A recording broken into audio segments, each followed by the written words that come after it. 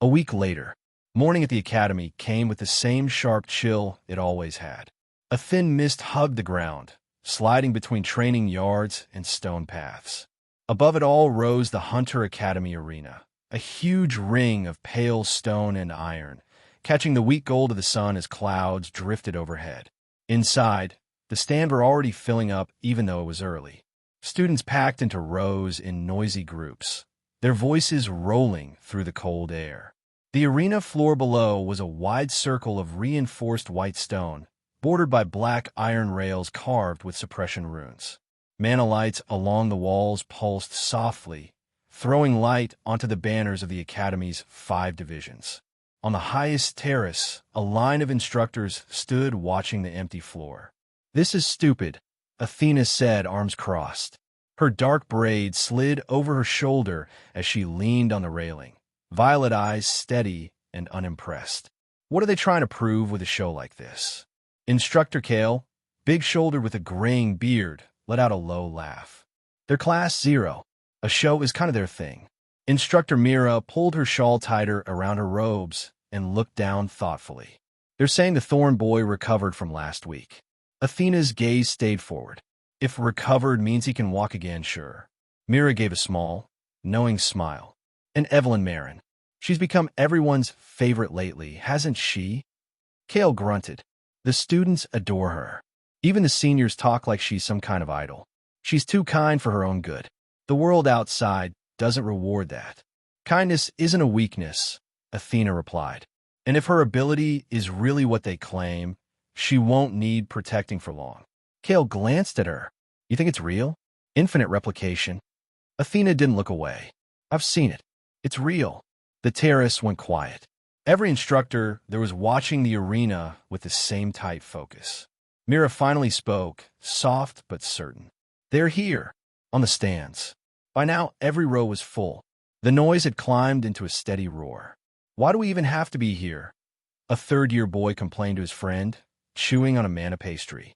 "It's just Class 0 doing their usual flex." His friend adjusted his round glasses. "You say that, but you were the one who dragged me out of bed to get a front-row seat." "That's different," the boy shot back. "I just want to know if Lucian's really as strong as everyone says." Higher up, first-year girls huddled together, whispering like they were trading secrets. "Do you think Evelyn will use that lightning again?" "I hope so. She's strong, and she actually talks to people. She helped me with mana control last week. Didn't even laugh when I messed up." Near the railing, a tall 4th-year leaned with his arms folded.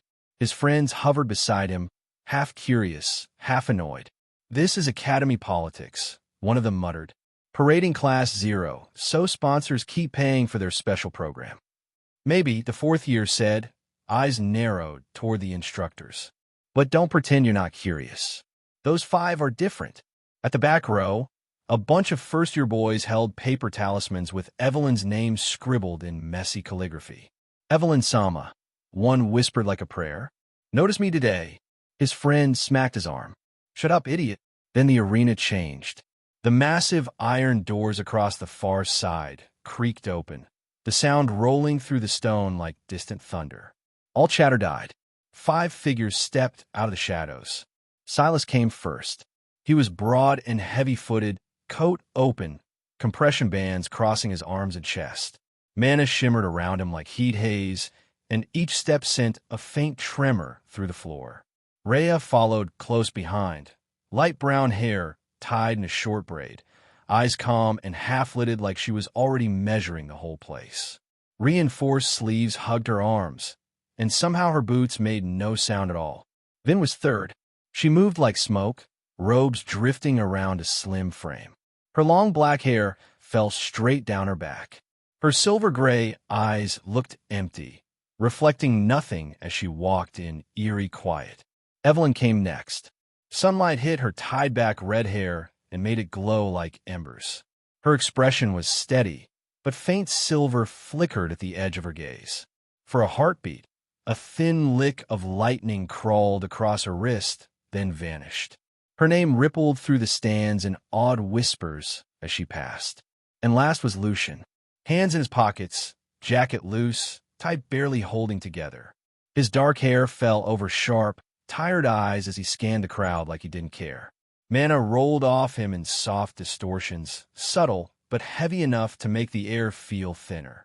They walked side by side in silence, their shadows stretching long across the stone as the sun climbed higher. Students forgot to breathe. For a moment, with only footsteps echoing and the mana lights flaring brighter, it felt like the arena had shrunk down to fit just these five.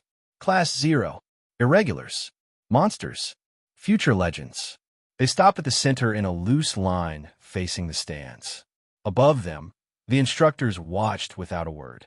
Athena tilted her head, a faint smirk brushing her lips. Let's see what you do with a stage like this. Wind slipped through the arches, stirring dust and carrying the tension across the floor. The duel was about to start. A/N. Thanks for reading. If you're enjoying it, support the story with Power Stones, golden tickets, and gifts. Athena stepped onto the arena platform, her boots making no sound on the polished stone. Thousands of eyes tracked her without blinking. The sun was still climbing over the academy walls, throwing long gold bars across the seats and catching the shine of her dark braid like black steel. She stopped at the center and lifted one hand like she couldn't be bothered to make a big deal out of it. Violet mana sparked at her fingertips, thin arcs reaching up to the broadcast crystal floating high above. The crystal flared once, and the giant projection screen snapped to life. The crowd went quiet. 5 names appeared in bright white letters. Lucian, Evelyn, Silas, Rhea, Vin. Lines began to crawl between them, shifting and reshaping, splitting, reconnecting, then settling. It was slow, almost ceremonial, like the board was deciding their futures in front of everyone. Athena lowered her hand and glanced over the bracket. Then she looked at Class 0, waiting at the edge of the stage. It's simple, she said, her voice carrying cleanly through the arena. Your duels follow the order on the board. Whoever your name links to is your opponent. No redraws. No excuses. Treat every match like your life depends on it, because one day it will. Whispers spread through the stands. That's Class 0 for you. A second-year muttered, eyes stuck on Lucian's name. This isn't a school spar. They're sorting out who's worth backing. They're crazy, a girl replied, glancing at Evelyn's calm, face magnified on the screen. She's so nice. I don't want her getting hurt. A third student snorted. Nice doesn't matter if infinite replication is real. That power is nightmare fuel. No wonder the big families are watching her. Higher up, a 4th-year leaned back, arms crossed, watching the bracket finish. Silas is the enhanced condition guy, right? Basically a walking fortress. His friend smirked. Yeah, but Ray is dangerous too. Telepathy plus that calculation thing. She might take him apart before he land a hit. Near the railings, first years clumped together, buzzing with nervous excitement. Who are you cheering for? One girl whispered, gripping her robe. Evelyn, her friend said instantly, cheeks warming. She helped me find my training room when I got lost last week. She's just really nice. The first girl smiled. Yeah, she is. Back on stage, the board chimed softly and locked in. 2 names flared brighter than the rest. Silas versus Rhea. Silas cracked his knuckles, loud enough for the crowd mics to pick it up. He rolled his shoulders and stepped forward, boots thudding heavy against stone. Rhea let out a slow breath. She tucked her hair behind her ear and moved to face him. Her eyes stayed steady and blank, but her fingers tightened once at her side before relaxing again. Athena looked them over, then stepped away. First match, Silas versus Rhea. Her voice was calm, almost bored, but the air still shifted when her mana withdrew. Begin whenever you're ready. She folded her hands behind her back and walked toward the other 3. Lucian, Evelyn, and Vin waited at the benches on the side, watching the center circle. Dust skated across the floor as the wind stirred. Silas grinned, teeth showing. Don't hold back, little sis. Rhea's eyes narrowed just a touch. I won't. Mana thickened between them, shimmering around their feet like heat haze. The first duel of Class 0 started. I heard you've been helping people all week, Lucian said as he walked beside Evelyn, hands in his pockets, voice lazy. So tell me, How many abilities have you copied so far? They reached the stone benches and sat down while the crowd's hum rose around them. Evelyn turned to him with wide, innocent eyes. Copied? She asked softly. I don't know what you mean. Lucian let out a short breath of laughter and shook his head. Sure. Vin sat beside them, legs crossed neatly, hair falling like ink over her shoulders. She tilted her head, eyes fixed on Evelyn without blinking. We know you're not cruel, Vin said, calm and flat. But you're not harmless either. So how many did you take? Evelyn looked between them. The corner of her mouth twitched. She leaned back, folding her arms, a few red strands blowing across her face.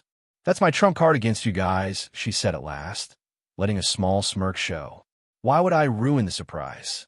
Lucian watched her with those half-lidded eyes that always felt like they were looking past people. You're enjoying this. Evelyn met his stare again. Faint silver lit her eyes in the morning sun. Why wouldn't I? Everyone's underestimated me since day one. Now I get to show them what I actually am.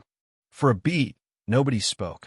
The arena roared as Silas and Rhea moved into position, their mana already rolling off them in visible waves.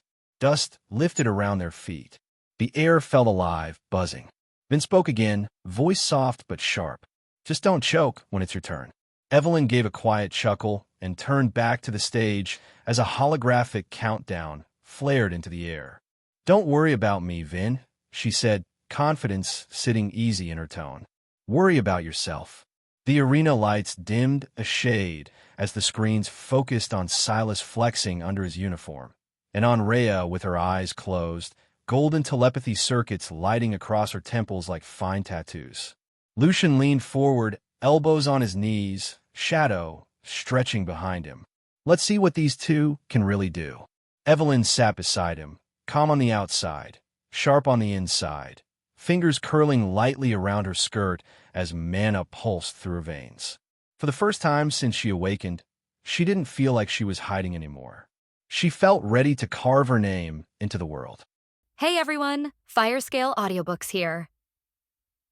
If there's a novel you'd love to hear more of, you can support us on Patreon or Ko-fi. Depending on your tier, I'll make extra parts just for the stories you're most excited about. Usually I can only upload 4 to 5 parts of each novel, but with your support, we can go beyond that. And of course, don't forget to hit subscribe. It helps more than you know. The crowd's roar rolled like thunder across the Academy arena as Lucian and Vin stood facing each other under the blinding overhead lights. Dust drifted between them, glowing gold in the noon sun pouring through the translucent ceiling. The cracked stage floor still bore the scars of Silas and Rhea's clash, each fracture line humming faintly with residual mana. Lucian stood with his hands in his pockets, his black uniform coat fluttering lightly in the updraft. His eyes were half-lidded, cold, unbothered, his dark hair falling slightly over his forehead. Vin stood in silence, her gray and black robes drifting around her ankles like drifting smoke. Her long hair fell across her face, hiding her eyes, but faint violet mana flickered around her fingers. The air felt denser around her, like reality itself strained to remain stable. Athena raised her hand. Lucian Black, Vin Thorn, begin. She dropped her hand, her voice echoing through the arena speakers. The crowd held its breath. Vin moved first. She flicked her wrist, and a violet sigil appeared in front of her palm, spinning like a ritual circle. Mana exploded outward in jagged lines, forming dozens of dark purple chains that shot across the stage toward Lucian. Magic manipulation, ether chains, multi-lock variant. The chains cracked through the air with a piercing metallic sound. Lucian watched them calmly, his eyes flickering faint silver as the world slowed around him. Chronosense, passive-active. He stepped to the side just as the first chain stabbed into the stone where his head had been. Another chain shot at his leg. Lucian folded, vanishing in a flicker of compressed space. Fold step, instant. He reappeared behind Vin, his foot sweeping in a silent arc toward the back of her knee. She didn't turn, but a translucent mana barrier pulsed to life behind her, blocking his kick. Magic manipulation, reflex barrier. She spun, her eyes glowing faint violet under her hair, and swung her arm in a wide arc. The barrier expanded outward like a battering ram, slamming into Lucian's chest and sending him skidding back across the cracked stone. Dust exploded around his boots as he slid to a stop. He exhaled lightly, rolling his shoulders back as the dust cleared. "Interesting," he murmured. Vin flicked her fingers again, and the air twisted. 2 magic circles appeared under her feet, spinning rapidly. Magic manipulation, ether boost, double cast. She shot forward like a bullet, the stage cracking under the sudden force. Her fist, wrapped in dense violet mana, slammed toward Lucian's face. Lucian twisted his body just enough for the punch to graze past his jaw, the mana scraping his skin like searing wind. He grabbed her wrist mid-strike, folding his other hand into a tight spear formation, and thrust it toward her abdomen. Dimensional claw, single cast. A faint blue-purple energy claw flickered across his fingers. Before it connected, Vin's chains shot up from the ground, wrapping around his arm and dragging it down. She spun, driving her knee into his side. The impact cracked through his ribs with a sharp thud. Lucian grunted, his eyes narrowing, but he didn't fall. He raised his hand. Spatial lock, partial cast. The air around Vin's leg distorted, locking her movement for half a second. Lucian folded instantly, disappearing from her grip, and reappeared above her. His foot dropped down like a hammer toward her shoulder. Vin raised her palm upward. Magic manipulation, ether shield, impact reversal. His foot slammed into her shield.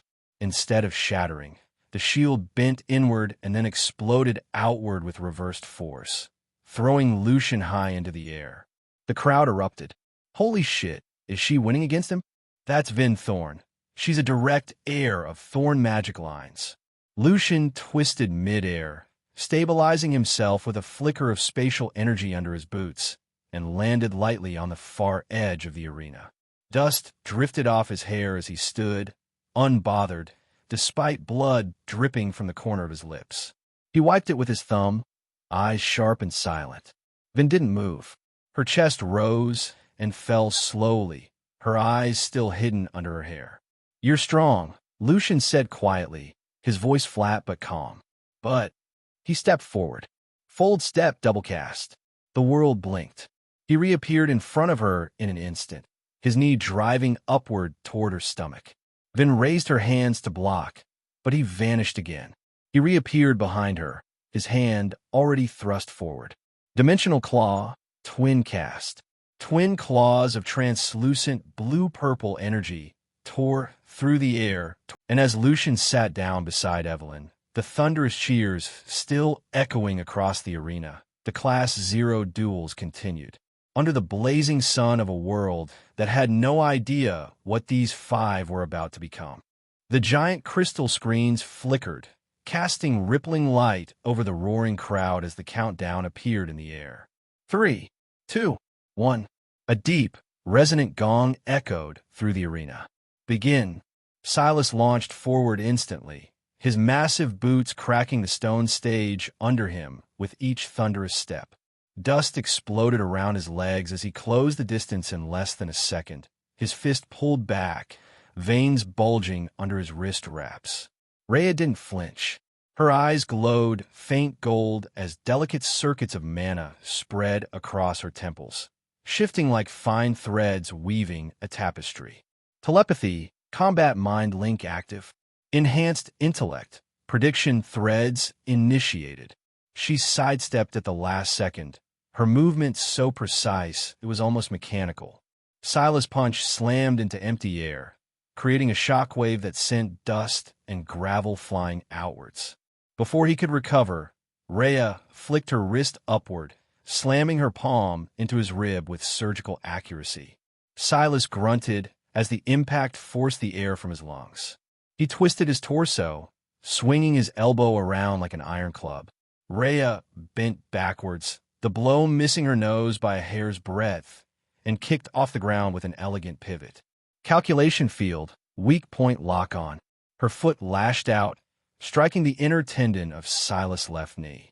The massive boy's leg buckled for half a second. That was all she needed. She twisted midair, grabbing his collar, and used his own staggering weight to flip herself over his shoulder, landing lightly behind him. Silas roared, his aura flaring as his muscles swelled visibly under his uniform. Enhanced condition, physical amplification, surge mode. He turned, sweeping his arm in a wide backhand. Rhea jumped back, but the air pressure alone knocked her off balance. Silas charged again, swinging both fists down like twin warhammers. Rhea crossed her arms in front of her, activating a flicker of telepathic shield to absorb the brunt of the impact. The ground beneath her cratered, cracks spiderwebbing across the stage. The students watching gasped as dust shot up around Silas like a volcanic eruption. Athena watched from the stage edge, arms folded, eyes sharp and unreadable. Lucian narrowed his eyes from the stands. She's reading him too easily. He's going to get angry. Sure enough, Silas slammed his foot down, the mana around him surging into a dense white aura. His muscles expanded further, the seams of his uniform groaning under the strain. Enhanced condition, overdrive mode, limit breaker. Stop dodging, he roared, his voice echoing across the arena. He blurred forward with raw speed, the ground cracking under his feet. Rhea's eyes flickered gold rapidly as her mind processed every micro-movement, every angle of his charge. She stepped aside, his fist grazing her hair. She twisted under his arm, her fingers brushing his exposed side. Calculation field, nerve disruptor pulse. A faint spark of mana burst from her touch. Silas' body froze mid-motion, his enhanced muscles locking up from the precise neural disruption. Got you, Rhea whispered. She jumped back, raising her hand to finish it. But Silas roared, his aura erupting with violent force. The disruption failed as his muscles forced through the paralysis. He spun, backhanding her with an open palm. The blow caught her across the shoulder and chest, sending her flying across the arena.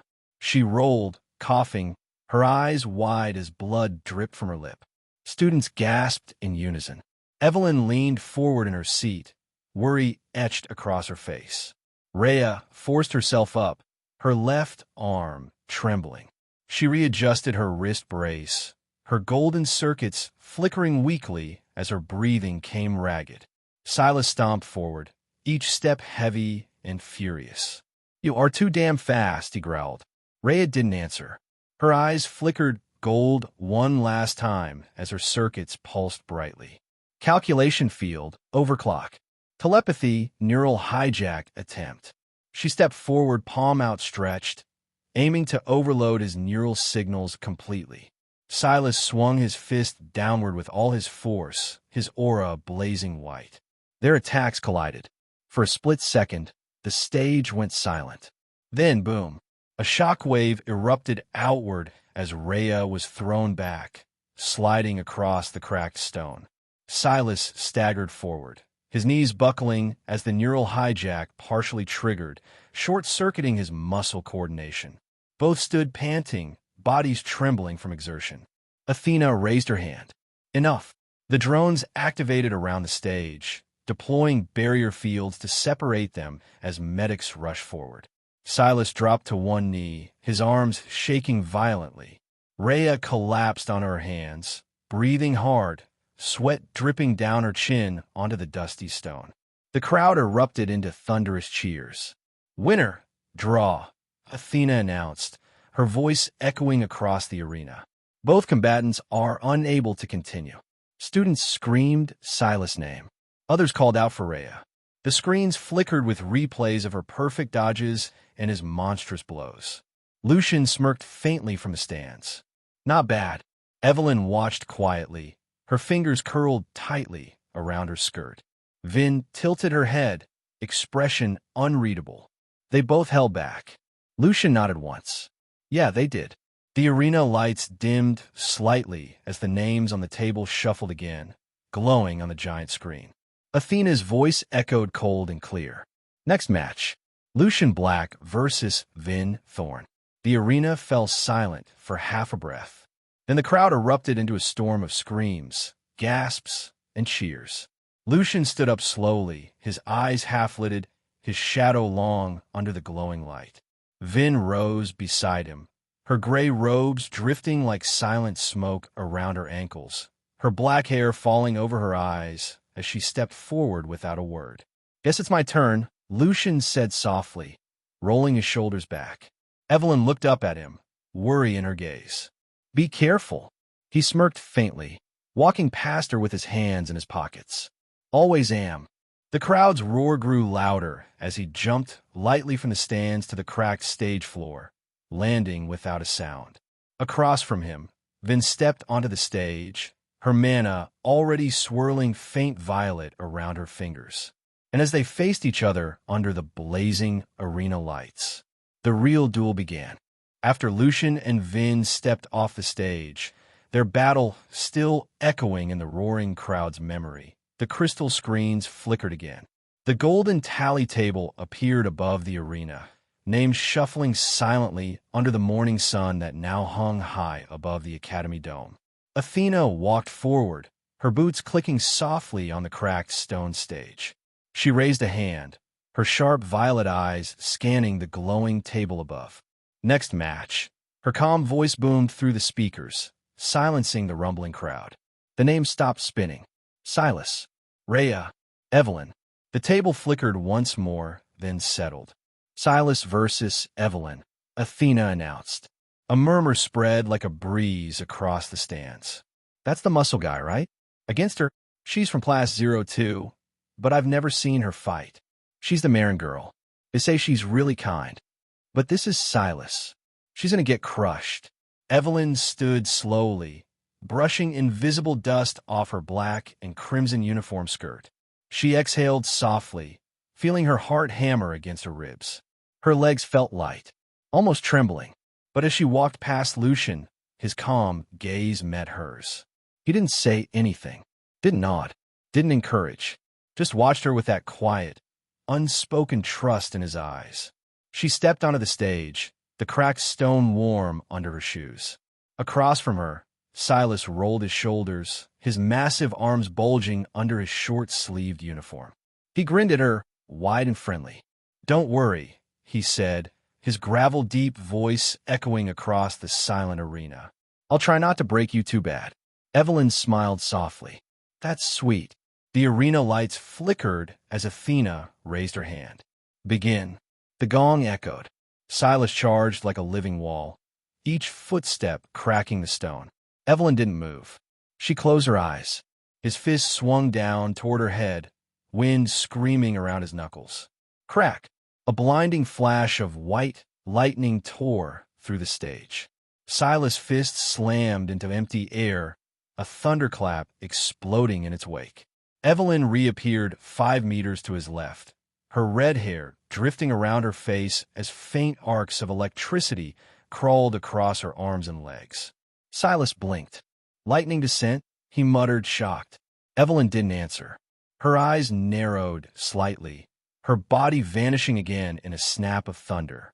She reappeared behind him, her palms slamming into his back with a jolt of voltage that made his massive frame stiffen for half a second.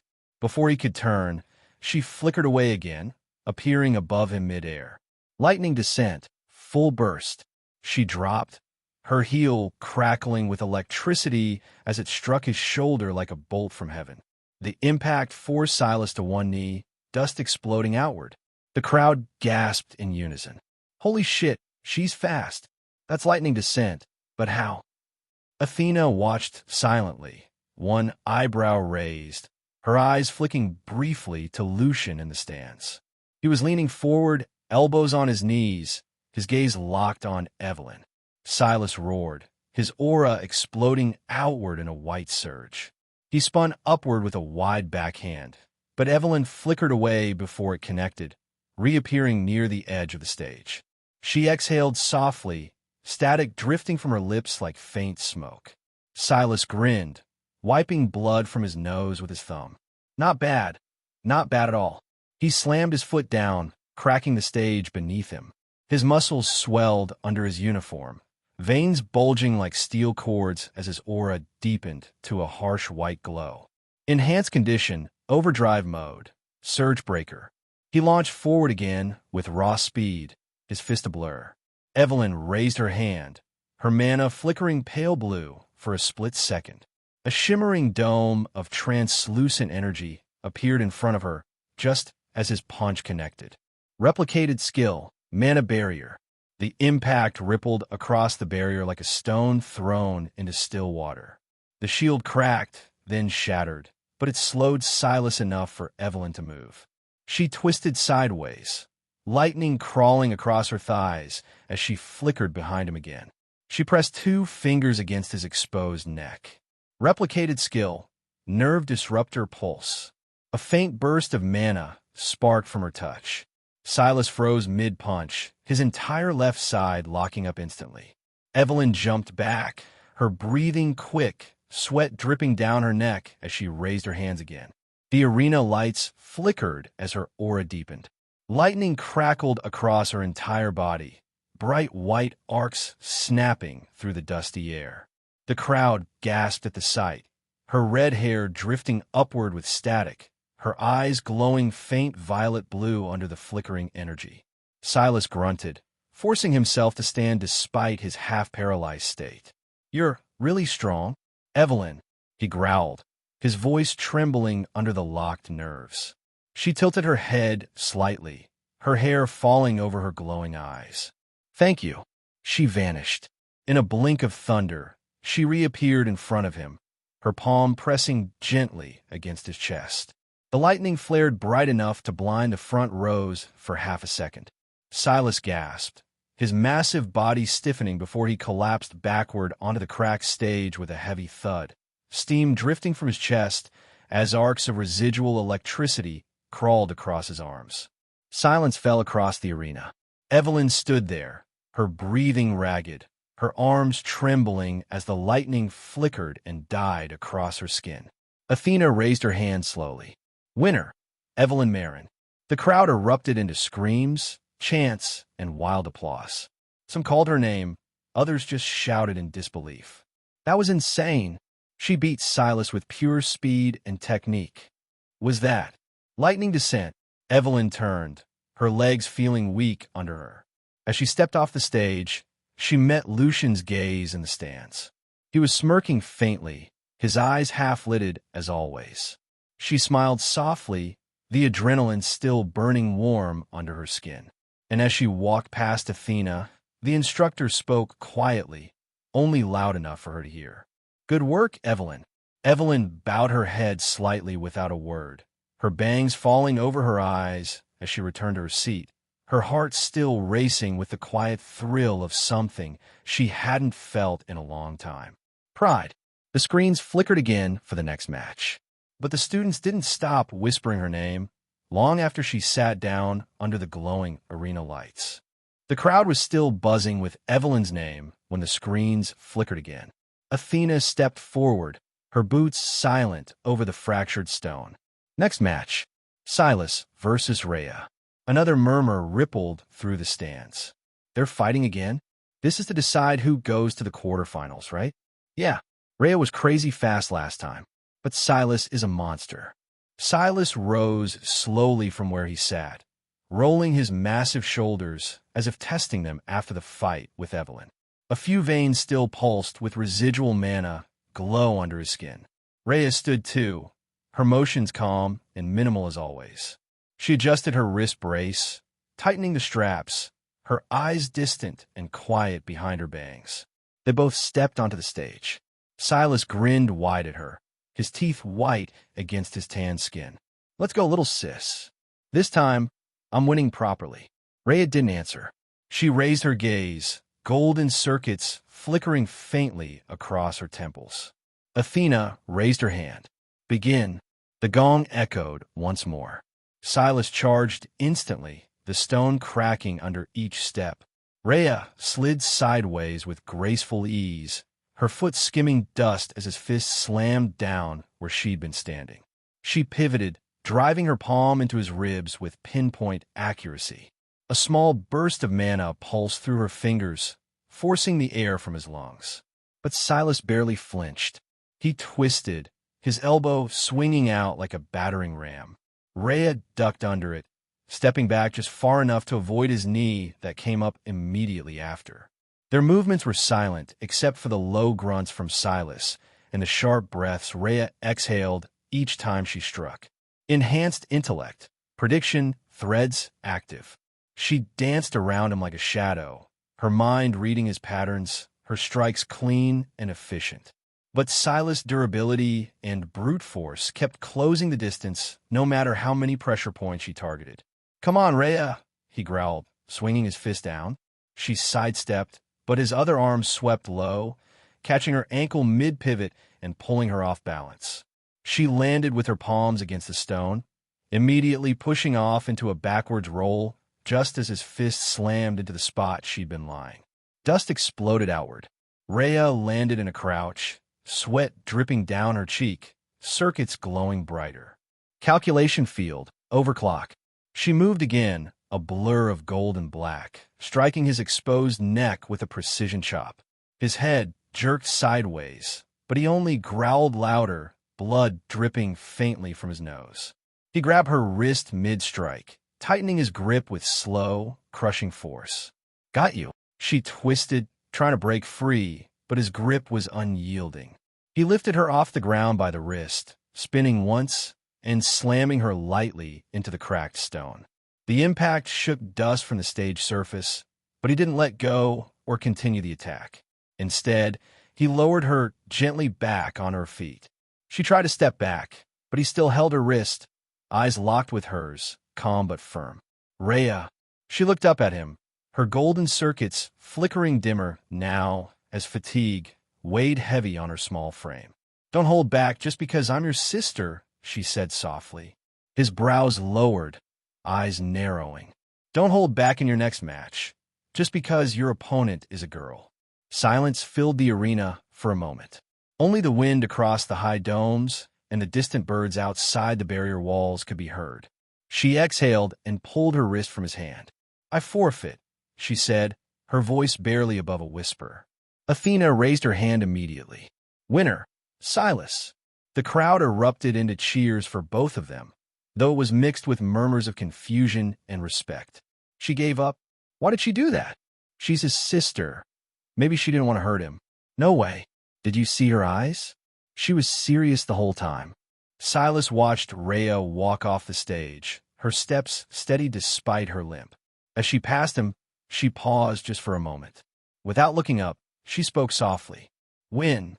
Then she walked away, her back straight, her shadow stretching long under the arena lights.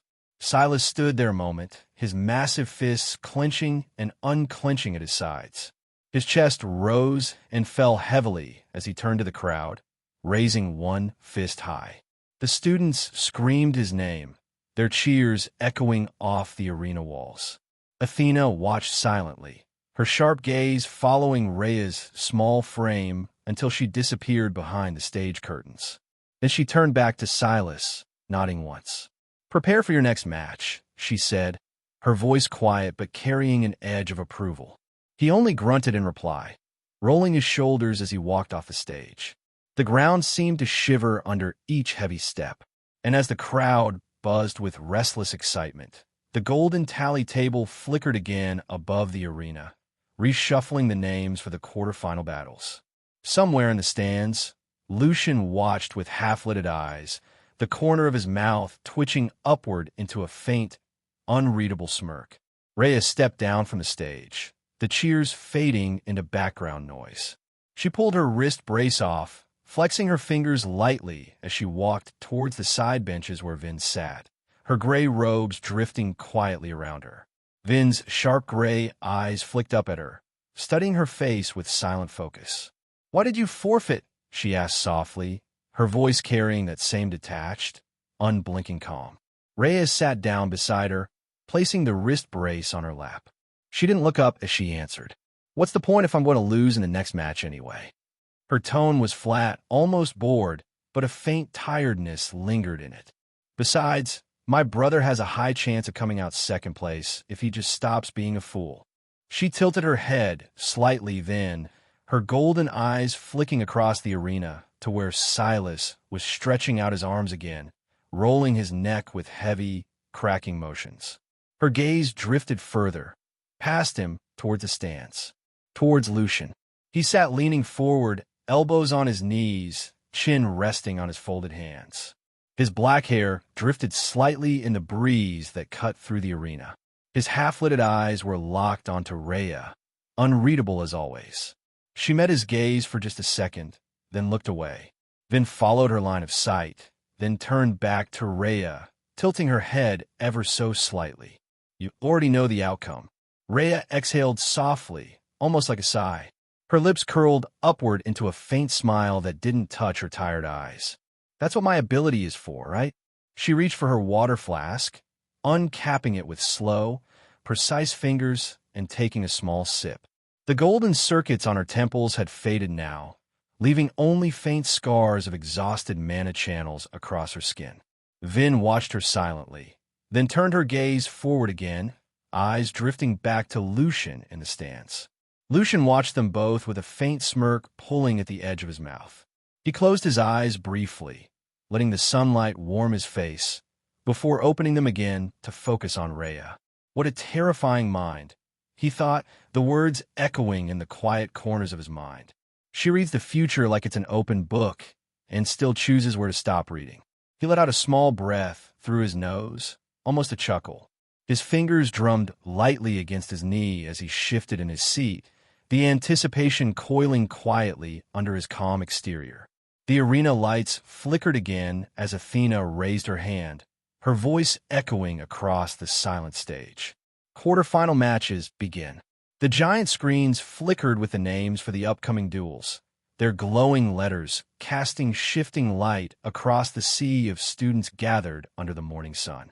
And in the quiet space between those names and the shouts of the crowd, Rhea closed her eyes, letting the noise wash over her like a tide she no longer felt. The arena lights dimmed slightly as Athena walked to the center stage, her coat drifting softly around her ankles with each silent step. The murmurs of the crowd quieted into a hush that spread through the massive stadium like a breath being held. She raised her gaze to the giant crystal screens above, their glow reflecting in her sharp violet eyes. The golden table flickered, showing only 3 names now: Lucian Black, Silas, Evelyn Marin.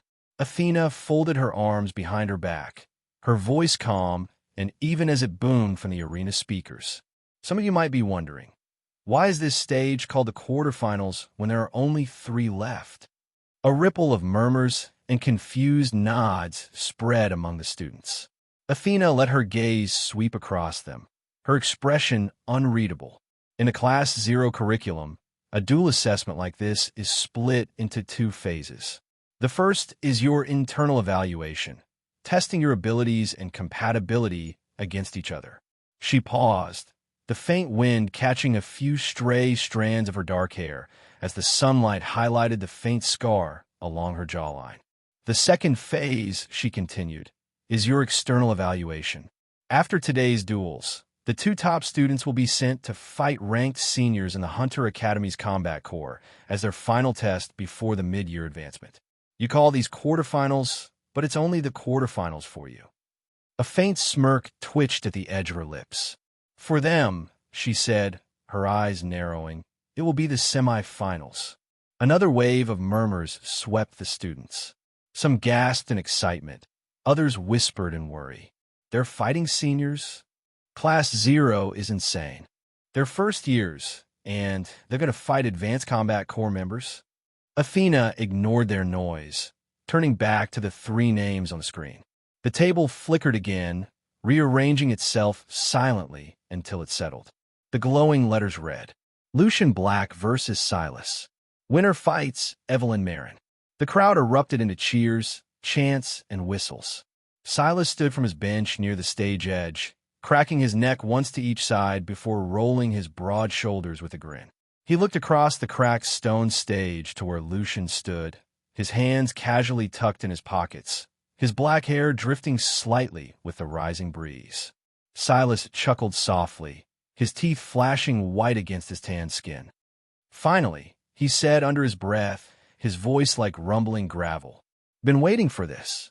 Lucian tilted his head slightly, his half-lidded eyes flicking up to meet Silas' wide, eager grin. He blinked once, slow and calm, before his lips curved into a faint smirk. Yeah, he murmured softly, so only himself could hear. Me too. Athena raised her hand again, her shadow stretching long across the fractured stone. Step forward.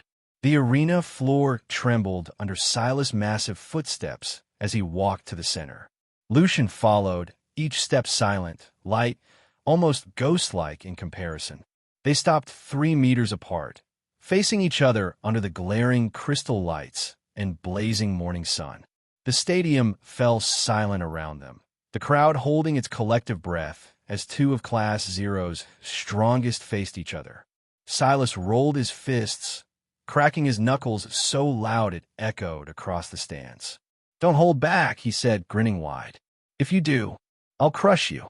Lucian didn't answer immediately. He raised his gaze, looking at Silas through the drifting motes of dust caught in the sunlight. For a moment, his expression was blank. Calm, almost bored. Then slowly he smiled. "No promises."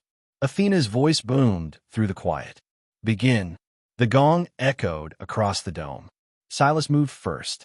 He lunged forward, the ground cracking under his foot as his fist swung in a brutal arc toward Lucian's head.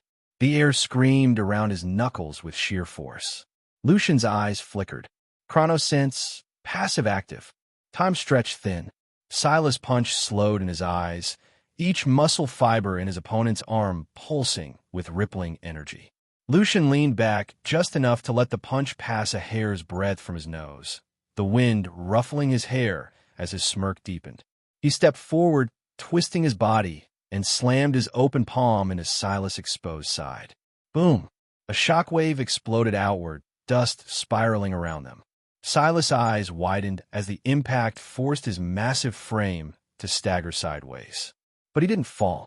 His aura pulsed violently around him as his muscles swelled under his uniform. Enhanced condition, overdrive mode, limit breaker. "Nice hit," Silas roared, his voice echoing across the arena. "But you'll need more than that." He swung his arm back around in a wide backhand. Lucian ducked under it, folding low, and launched forward with a flicker of motion. Fold step, instant. He reappeared behind Silas, his fist already cocked back. Mana crackled faintly around his knuckles as he slammed his punch into Silas' lower back. Crack! Silas stumbled forward, coughing out a grunt of pain. He spun instantly, sweeping his leg out in a wide arc. Lucian jumped back, his coat flaring around him as he landed lightly on the cracked stone. Silas panted, his grin wide despite the pain. Blood dripped faintly from his nose. "You're fast, but—" He stomped forward, his aura surging wide around his arms. He swung both fists down in a hammer strike. Lucian folded to the side, the double punch smashing into the stage and creating a crater that sent dust and fractured stone flying. Lucian moved behind Silas again, pressing 2 fingers into the nape of his neck. Dimensional claw, pinpoint pulse. A faint flicker of spectral light appeared at his fingertips before he pressed down. Silas roared as his knees buckled, his entire body forced down by the sudden spike of condensed energy. Lucian stepped back, his eyes half-lidded, his breathing calm. "Stay down," he said softly. But Silas only laughed through gritted teeth, struggling back to his feet. His massive fists clenched as he looked up at Lucian, sweat dripping down his temples. "Not yet." His aura surged again, brighter than before. He launched forward with raw speed, aiming to grab Lucian's torso in a crushing bear hug.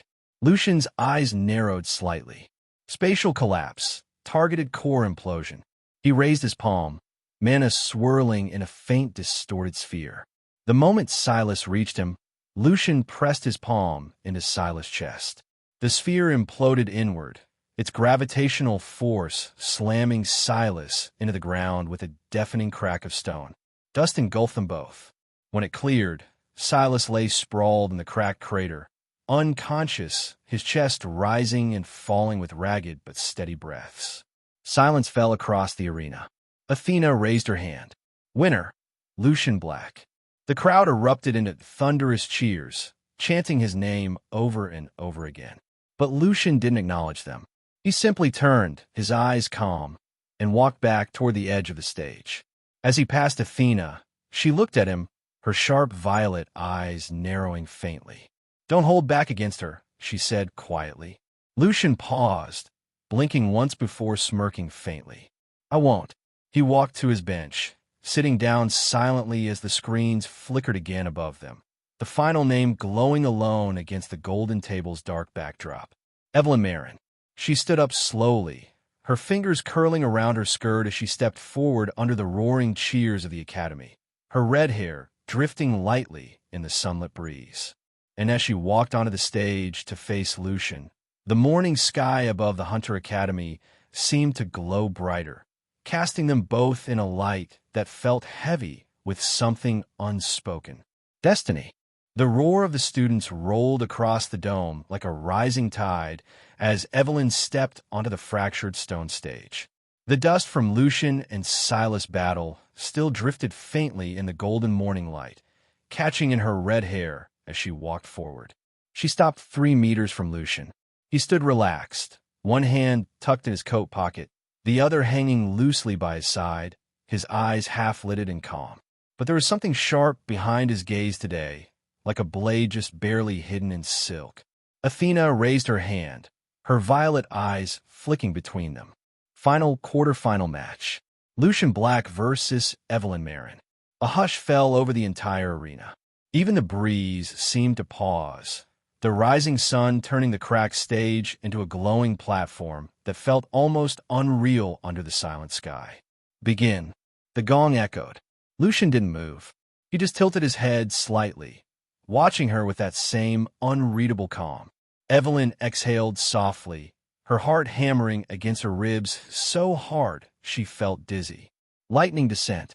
Her body flickered in a blinding burst of white arcs, vanishing and reappearing behind him instantly.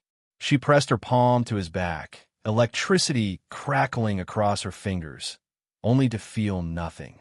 She blinked, confused, as Lucian turned his head to look at her over his shoulder, his black hair drifting lightly around his face.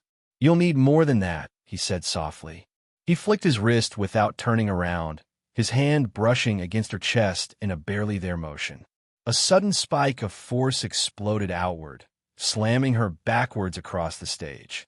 She skidded on her feet, sparks crackling around her as she struggled to regain her balance. Nerve disruptor pulse. She flicked her fingers forward, sending a faint burst of blue energy at him. Lucian raised his hand lazily. The mana flickered out before it even reached his chest, dissolving like smoke in the breeze. Evelyn's eyes widened. Her heart skipped painfully in her chest. What? She clenched her teeth, her mind racing. Ability replication, attempt, chrono sense. She felt it, his faint aura around her. She reached for it with her mana, trying to copy the flickering temporal signature she sensed in his movements. Replication failed. The words didn't appear in her vision. She didn't have a system. But her body felt it, a dead silence in her chest where the replication should have anchored. She tried again. Ability replication, attempt, fold step. Nothing. Her mana slipped off as like oil refusing to mix with water. She lunged forward, lightning descent flickering her closer in a single flash, her fist cocked back with raw lightning crawling up her arm. Lucian's eyes flicked up. He tilted his head sideways, letting her punch pass his cheek by a hair's breadth, the static ruffling his hair lightly. She swung again. He folded back, his coat snapping softly behind him with each effortless dodge. Why can't I copy him? She ground her teeth, sweat dripping down her neck. Ability replication, attempt, dimensional claw. Again, nothing. Only a void where the replication should settle. Stop trying to copy me, Lucian said suddenly, his voice quiet but carrying across the silent arena. She froze mid-step, her breath ragged, her fists trembling with faint arcs of static.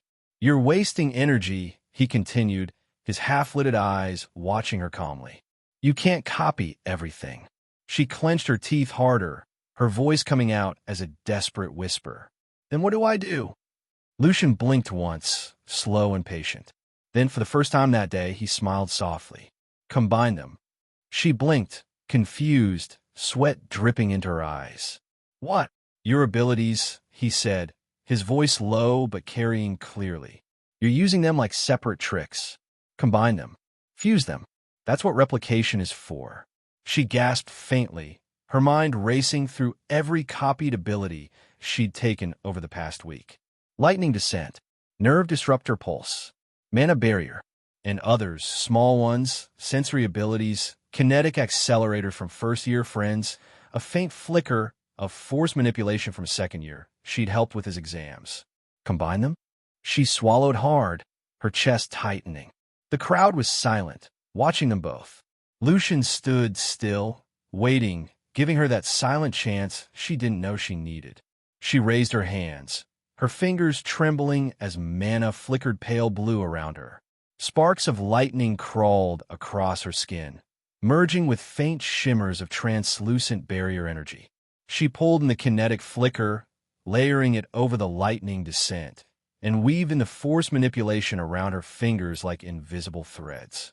Her circuits burned hot under her skin as she clenched her fists, a faint cry escaping her lips as the abilities fused within her chest. New skill created. She didn't see the words, but she felt it. The world sharpened in her vision as lightning crawled up her legs, merging with faint blue force fields that wrapped her limbs. Her muscles felt lighter. Her arms felt unbreakable. The static in her chest burned into something deeper, something alive. She flickered forward in a burst of white and blue, her body snapping through the air like a thunderbolt. Lucian's eyes widened faintly for the first time as her fist collided with his raised palm, the impact exploding outward in a thunderclap of electric force and kinetic burst. He slid backwards a foot, his boots scraping across the cracked stone. Evelyn landed lightly, her chest heaving, lightning and force energy still crawling across her skin in flickering arcs. The crowd erupted. What was that? She combined her abilities? That's not lightning descent anymore. Lucian smiled faintly, his hand tingling from the blocked punch. That's it, he said softly, his eyes warming slightly. That's what replication is for, Evelyn.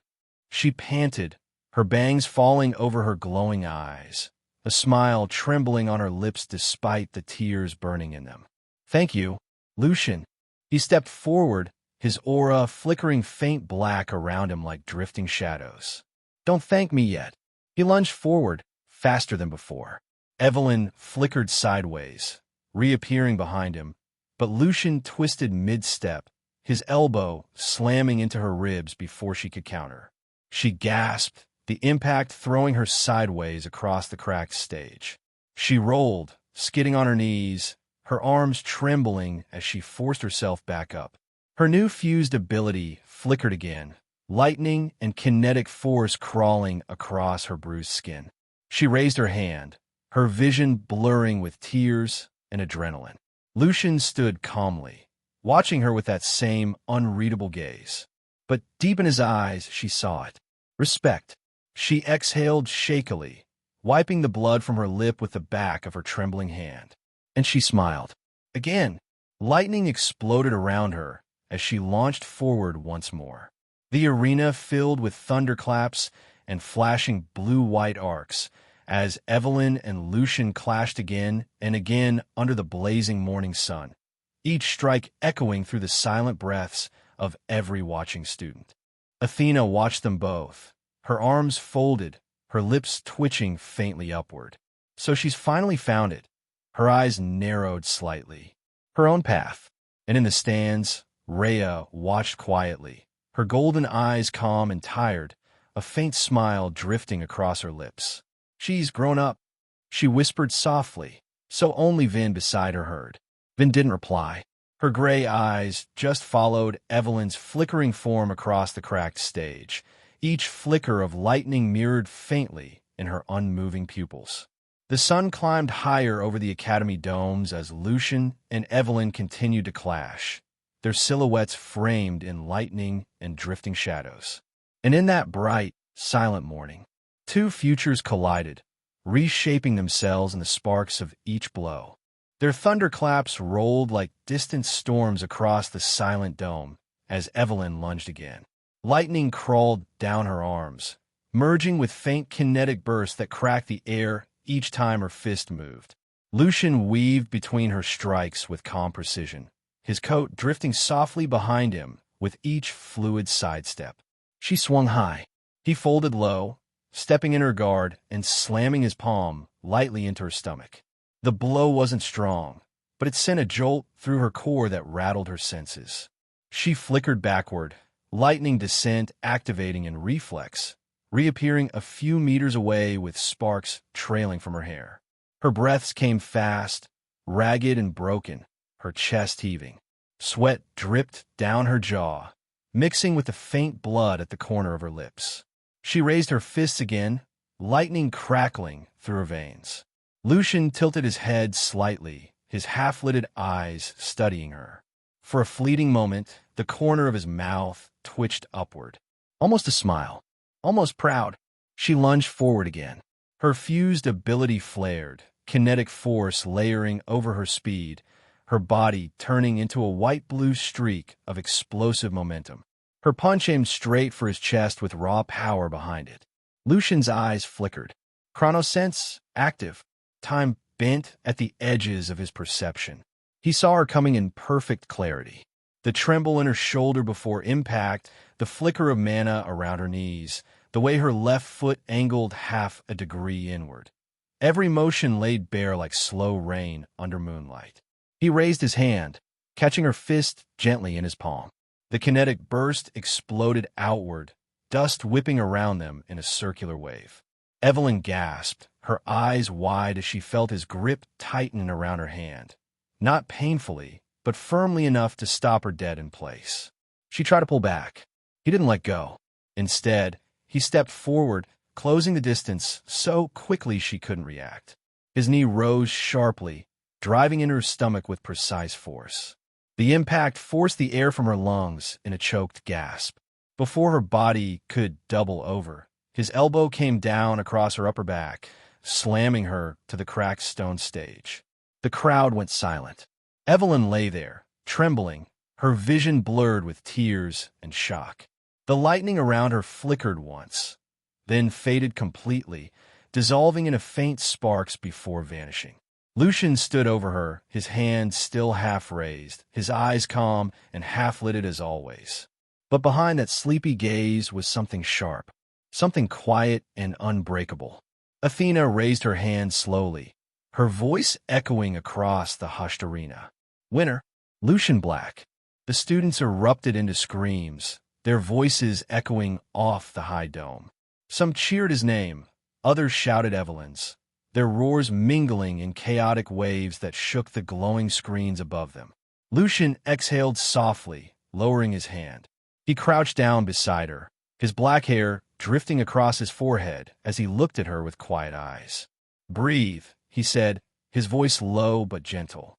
Evelyn gasped weakly, clutching her stomach as she tried to force air back into her burning lungs. Tears blurred her vision.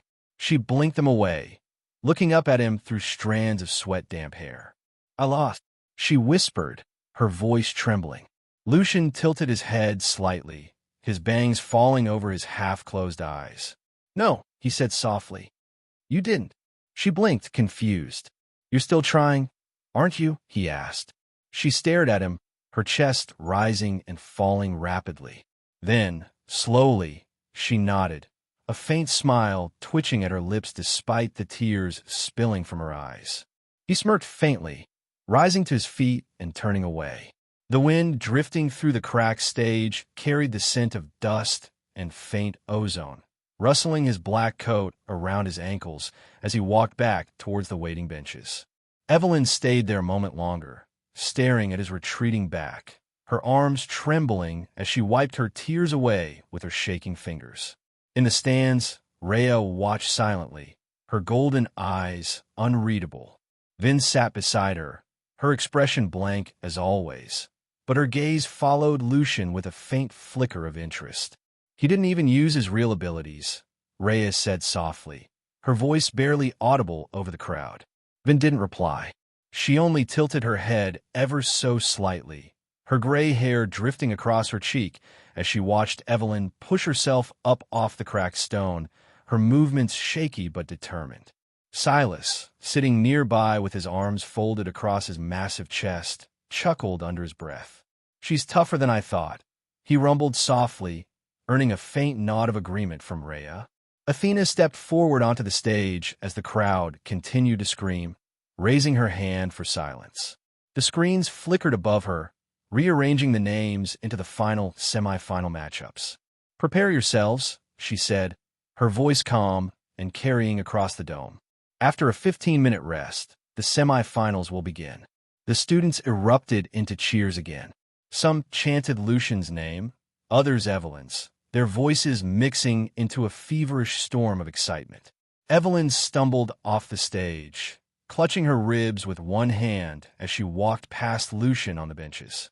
He didn't look at her, but as she passed, his quiet voice drifted to her ears. "Combine them better next time." She stopped mid-step, her eyes widening faintly. She turned to look at him. He sat leaning forward, his elbows on his knees, his bangs shadowing his half-lidded eyes. He didn't glance at her, didn't acknowledge her stare. But she felt it. Her lips trembled into a small, tired smile.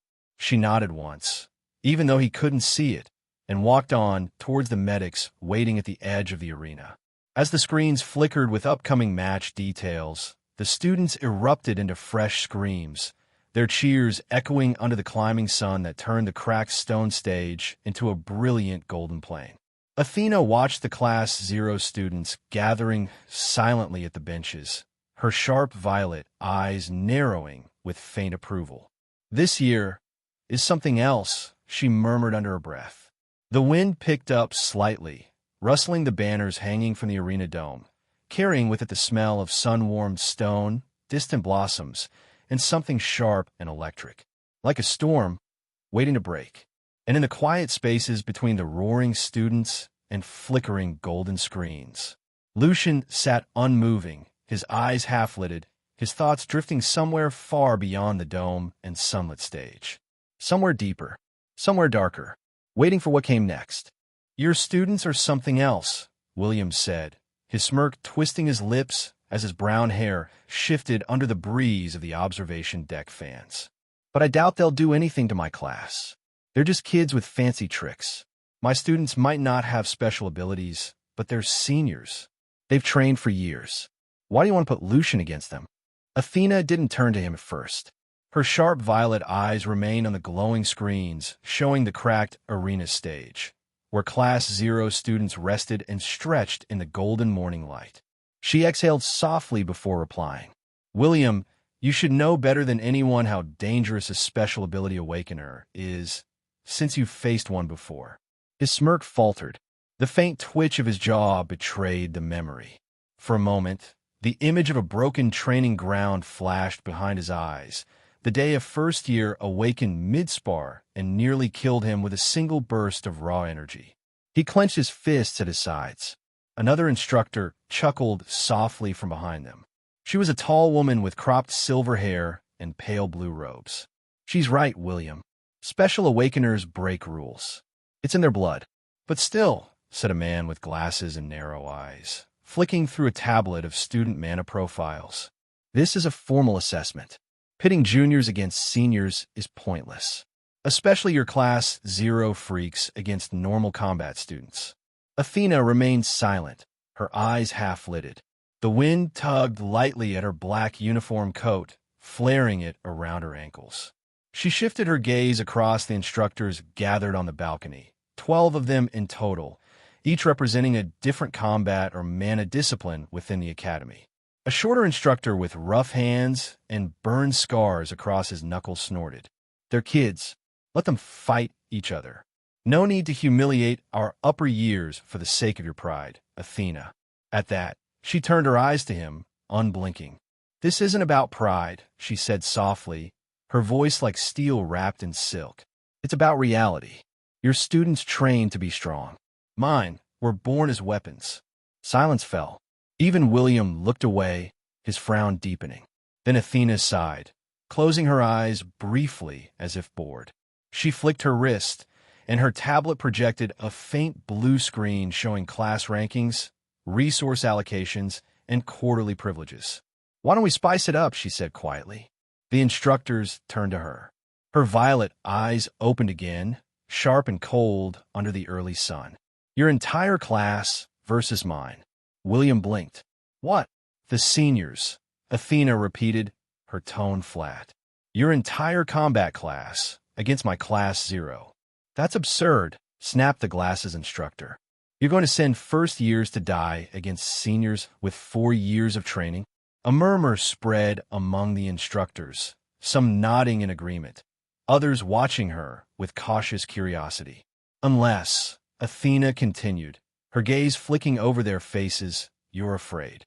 The burn-knuckle instructor's jaw tightened. "This isn't about fear, Athena. It's about fairness." "Fairness," Athena echoed, her lips curling faintly. "Then let's make it fair." She flicked her wrist again, and the projected tablet shifted to show the Academy's quarterly resource pool. Items, permissions, training slots, and rank privileges. "I'll put something at stake," she said calmly. "If Class 0 loses, they will not participate in any advanced arena or combat drills for the rest of the quarter. They'll remain as theory students only." Silence. "And if they win," she continued, her eyes narrowing, "Class 0 takes your class's allocated Zenith Week slot." Gasps rippled among the instructors. Zenith Week was the annual intensive training reserved for only top-ranked upper-year students, involving exclusive mentorship from external hunter guilds and foreign academy delegates. Even a single slot granted a student direct access to recruitment offers and advanced artifact contracts. "That's—" William started, but his voice caught. He clenched his jaw, thinking hard. His students had been preparing for Zenith Week all year. But Athena's students were first years. Even with their terrifying abilities, they were outnumbered, undertrained, and still untested against disciplined combat formations. He looked at her, searching for hesitation. There was none. Only calm, cold certainty. "Fine," he said finally, his smirk returning, but weaker this time. "Let's see what your Class 0 freaks can do." The other instructors murmured in agreement, some nodding with reluctant approval, others simply curious to see the outcome of such an unprecedented match. Athena flicked off her tablet and turned away, her black braid swinging down her back as she began walking towards the stairway that led down to the instructor tunnel. "Where are you going?" William called after her. She didn't turn back as she answered, her voice echoing lightly in the morning breeze. "To tell them the new arrangement." Down in the arena, the students of Class 0 were sitting by the cracked stage edge, their shadows long under the slanting sun. Silas was rolling his shoulders again, wincing at the bruises along his ribs. Rhea sat beside him, wrist brace off, staring blankly at her water flask. Vin was standing apart, her hair drifting in the faint breeze, silent as always. Evelyn sat cross-legged, eyes closed, her fingers trembling faintly as residual lightning flickered under her skin. Lucian sat a few meters away, leaning back on his elbows, eyes half-lidded as he watched the screens flicker overhead. The main arena gates opened with a loud clang. The students looked up as Athena stepped out onto the stone, her boots echoing in the hush that followed her arrival. Behind her walked Anita, another instructor clad in black combat robes, her long hair tied in a tight bun. Athena stopped at the center, folding her arms as Anita stepped forward to address the waiting students. The instructors in the observation balcony watched silently, their eyes flickering with anticipation. "Change of plans," Anita announced, her voice carrying clearly across the hushed arena. The students looked at each other, confusion flickering in their tired eyes. "There will be no semifinals. No finals. No individual winners," Anita continued. Silas frowned, scratching his cheek. Rhea narrowed her tired eyes faintly. Vin tilted her head a millimeter. Evelyn blinked, sweat dripping down her neck. Lucian just sighed softly, brushing his bangs from his half-closed eyes, his expression unreadable. Anita looked at them all, her gaze sharp and cold. "Your final assessment for today is an inter-class match," she said flatly. "Class 0 versus the senior combat class." Silence. Then gasps erupted among the students.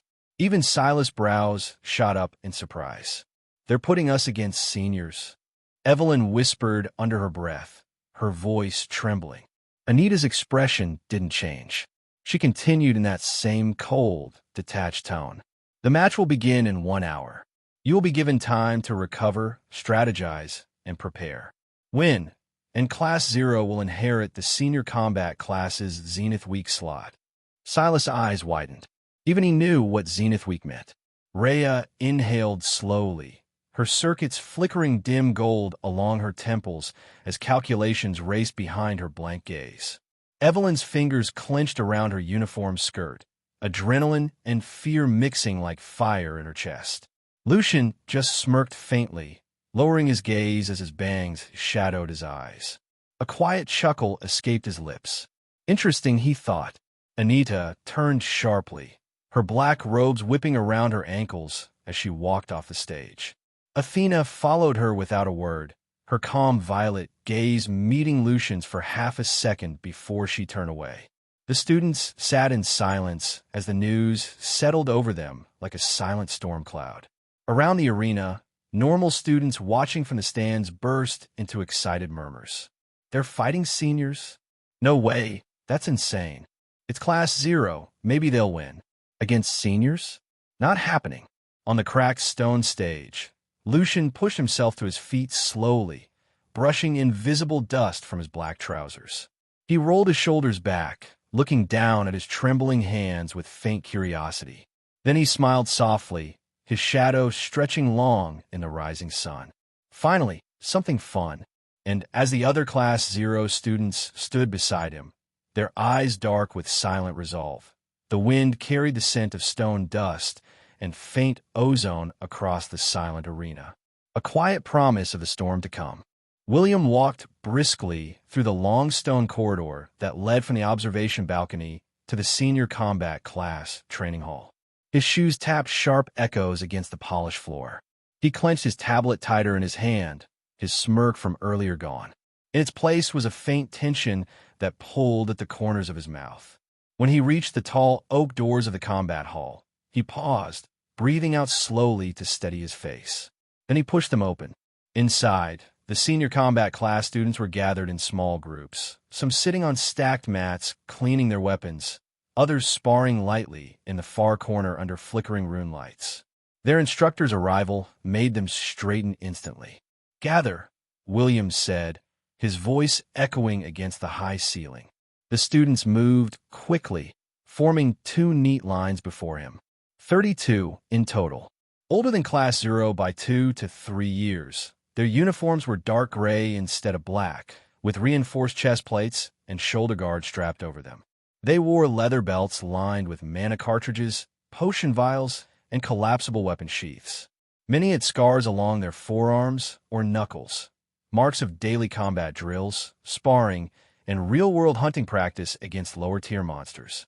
At their front stood Darren, a tall boy with buzzed black hair and a narrow jaw. His brown eyes were cold and focused under his mannery active combat visor that rested pushed up on his forehead. Strapped across his back was a long spear engraved with faint silver glyphs that glowed each time he moved. Beside him stood Rena, a short girl with wide shoulders and an arm guard covering her entire left arm up to her shoulder. On her right thigh was holstered a heavy mana revolver, rune etched along its barrel. William's eyes flicked across all of them before speaking. "There's been a change," he said sharply. Some students raised their brows. Others frowned. "Change, sir?" Darren asked, his tone flat. William exhaled softly, feeling the faint breeze from the training hall's ceiling vents rustle his hair. "Your next assessment match," he said, his voice carrying clearly across the silent hall, "is no longer just between yourselves." He paused, letting the words settle before continuing. "You will face Class 0. Silence. Then a flicker of confusion and surprise spread among the students. "Class 0?" Rena asked, her dark eyes narrowing faintly. The first years. William nodded once. Yes. Darren scoffed softly, adjusting his spear strap. That's a joke, right? They're kids. I've seen some of them in the mess hall. They can't even reach the top shelf. William's gaze didn't change. This is not a joke. Another boy in the back with short red hair and twin daggers strapped to his chest crossed his arms. Why are we fighting them? What's the point? William's jaw tightened faintly. Because the instructors want to see reality.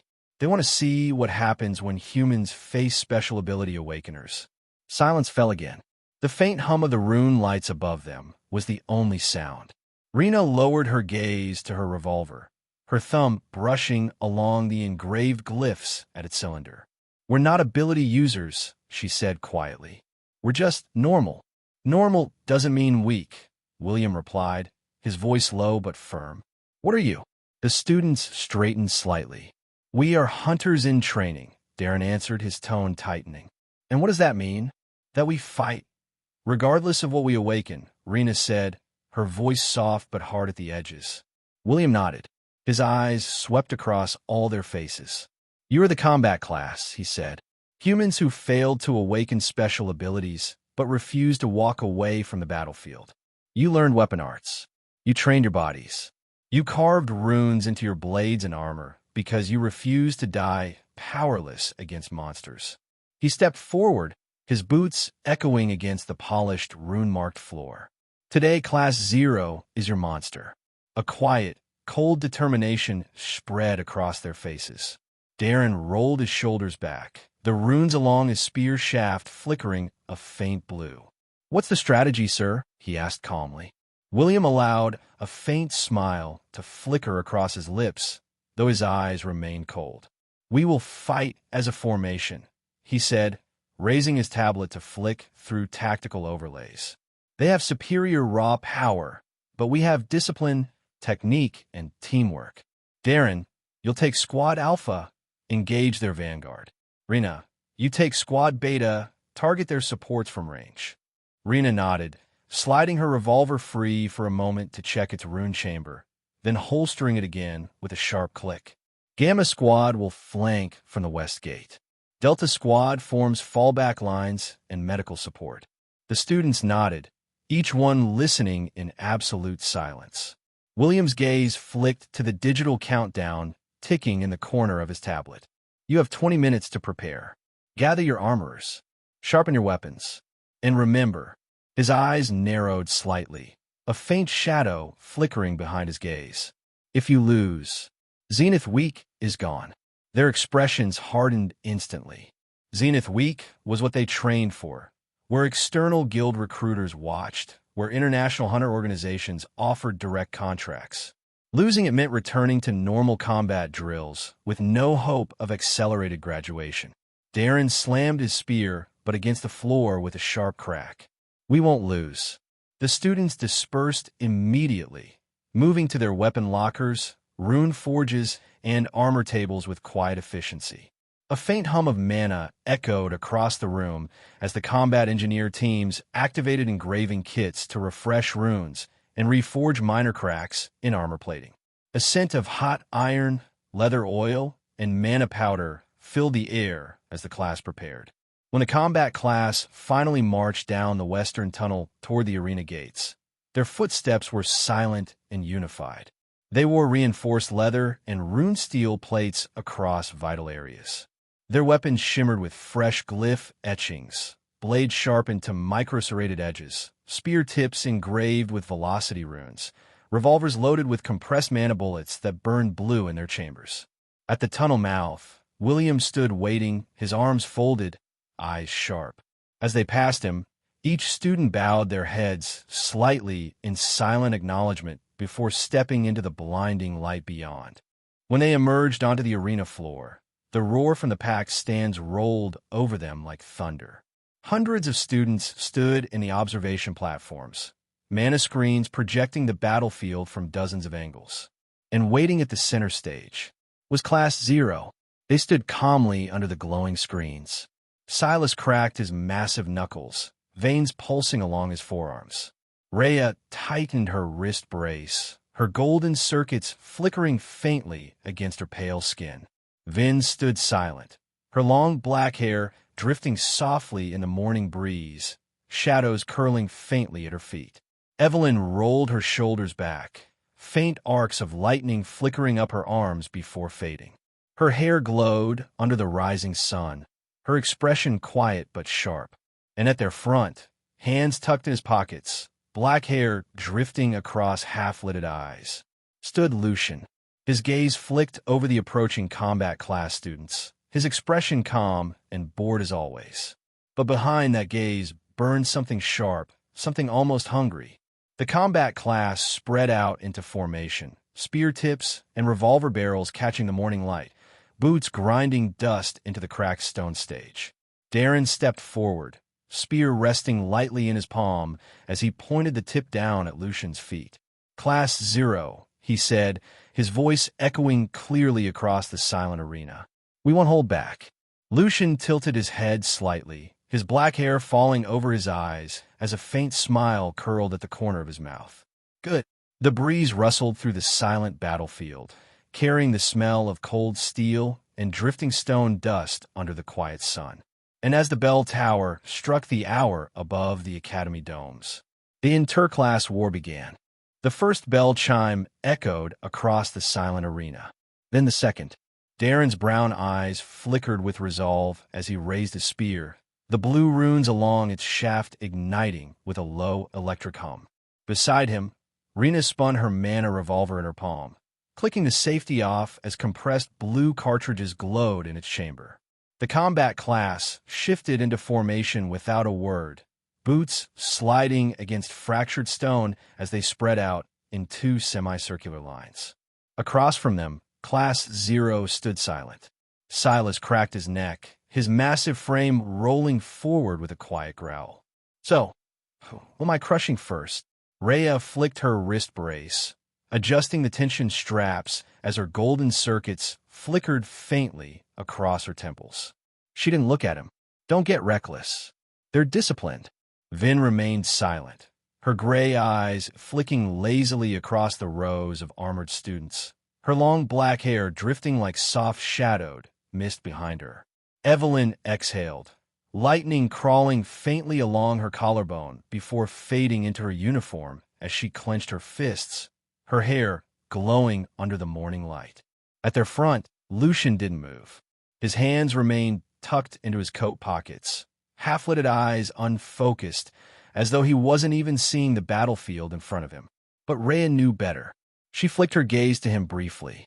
"He's reading everything." The third bell chime echoed. The signal. "Alpha Squad," Darren shouted, his voice slicing through the silence. 10 combat class students charged forward in formation, armored boots stomping as they raised shields etched with kinetic reflection runes. Behind them, Beta Squad took aim, Rena kneeling down as she braced her revolver against her armored thigh.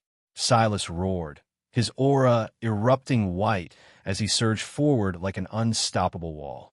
His first punch slammed into the lead shield, the rune glowing as it absorbed the kinetic force, but only partially. The impact threw the shield bearer back 3 meters, their boots scraping against the stone as their arms shook violently. "Form break," Darren shouted. 2 spear wielders darted in from Silas' flanks, jabbing at his exposed ribs. Silas twisted, one spear scraping harmlessly off his reinforced uniform, the other grazing his side and leaving a shallow cut. He grabbed the spear mid-strike, snapping its shaft in half before grabbing the wielder by their chest plate and throwing them over his shoulder into 2 more approaching students. Rhea blurred forward in that same instant, her circuits flickering gold as her footwork carried her between 3 armored students with surgical precision. Her palm flicked out, striking the elbow joint of one shield bearer, dislocating it instantly with a quiet pop before she pivoted, using the same hand to redirect a spear thrust past her hip and twisting under the attacker's arm. Calculation field, overclock. She spun, her heel slamming into the back of their knee, dropping them to the ground before flicking 2 fingers against their exposed neck joint. They dropped unconscious instantly. Beta Squad opened fire.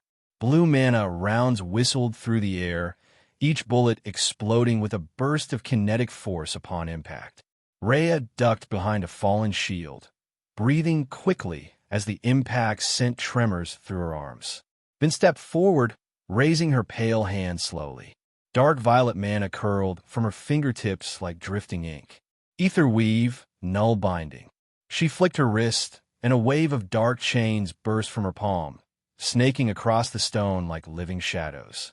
3 students raised their shields in reflex, but the chains ignored physical matter, wrapping around their legs and arms, freezing them mid-motion as faint violet sigils burned into their armor joints.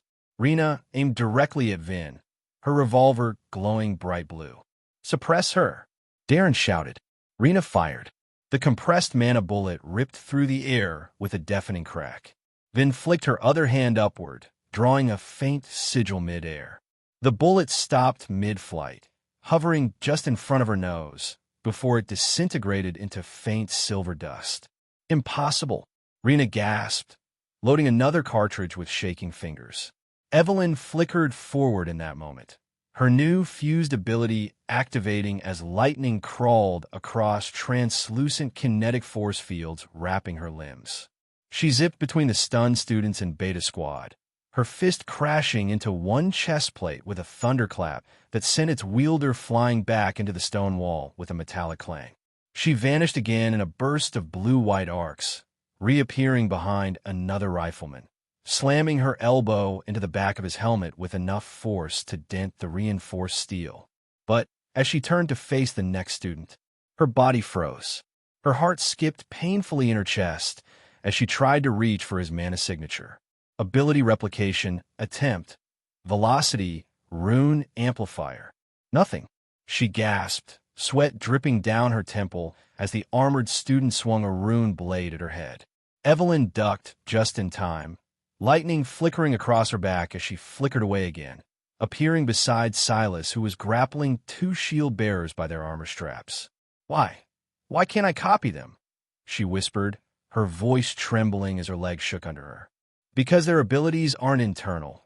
Rhea's voice cut in sharply from her left as she landed beside them, her golden eyes calm despite her labored breathing.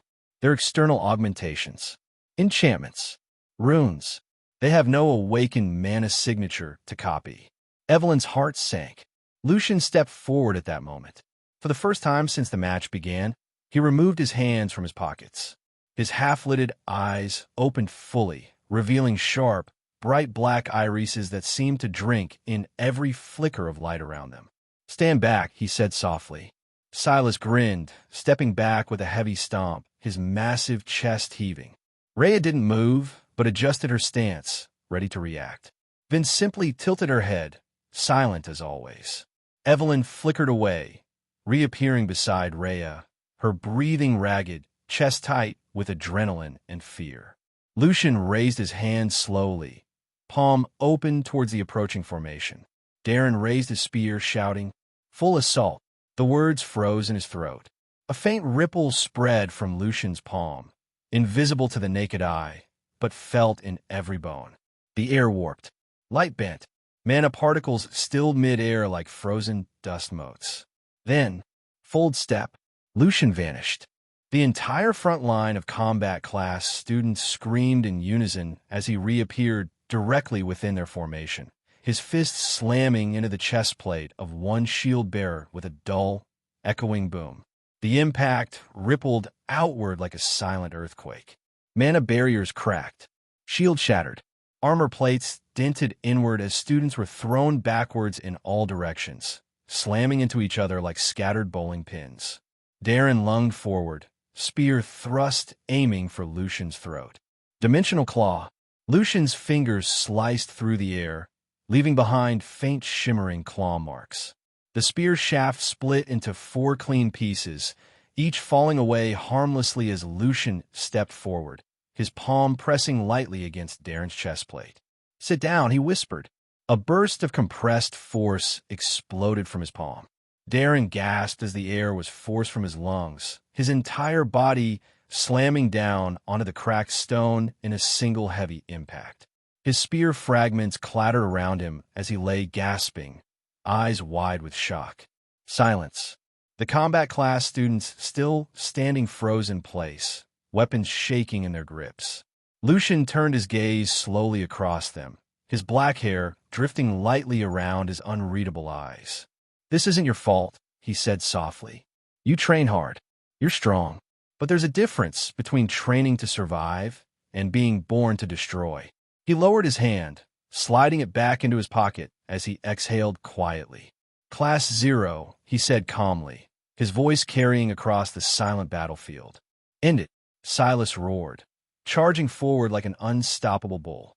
Rhea blurred in beside him, her golden circuits flickering bright as her palm strikes dropped shield bearers one after another with pinpoint precision.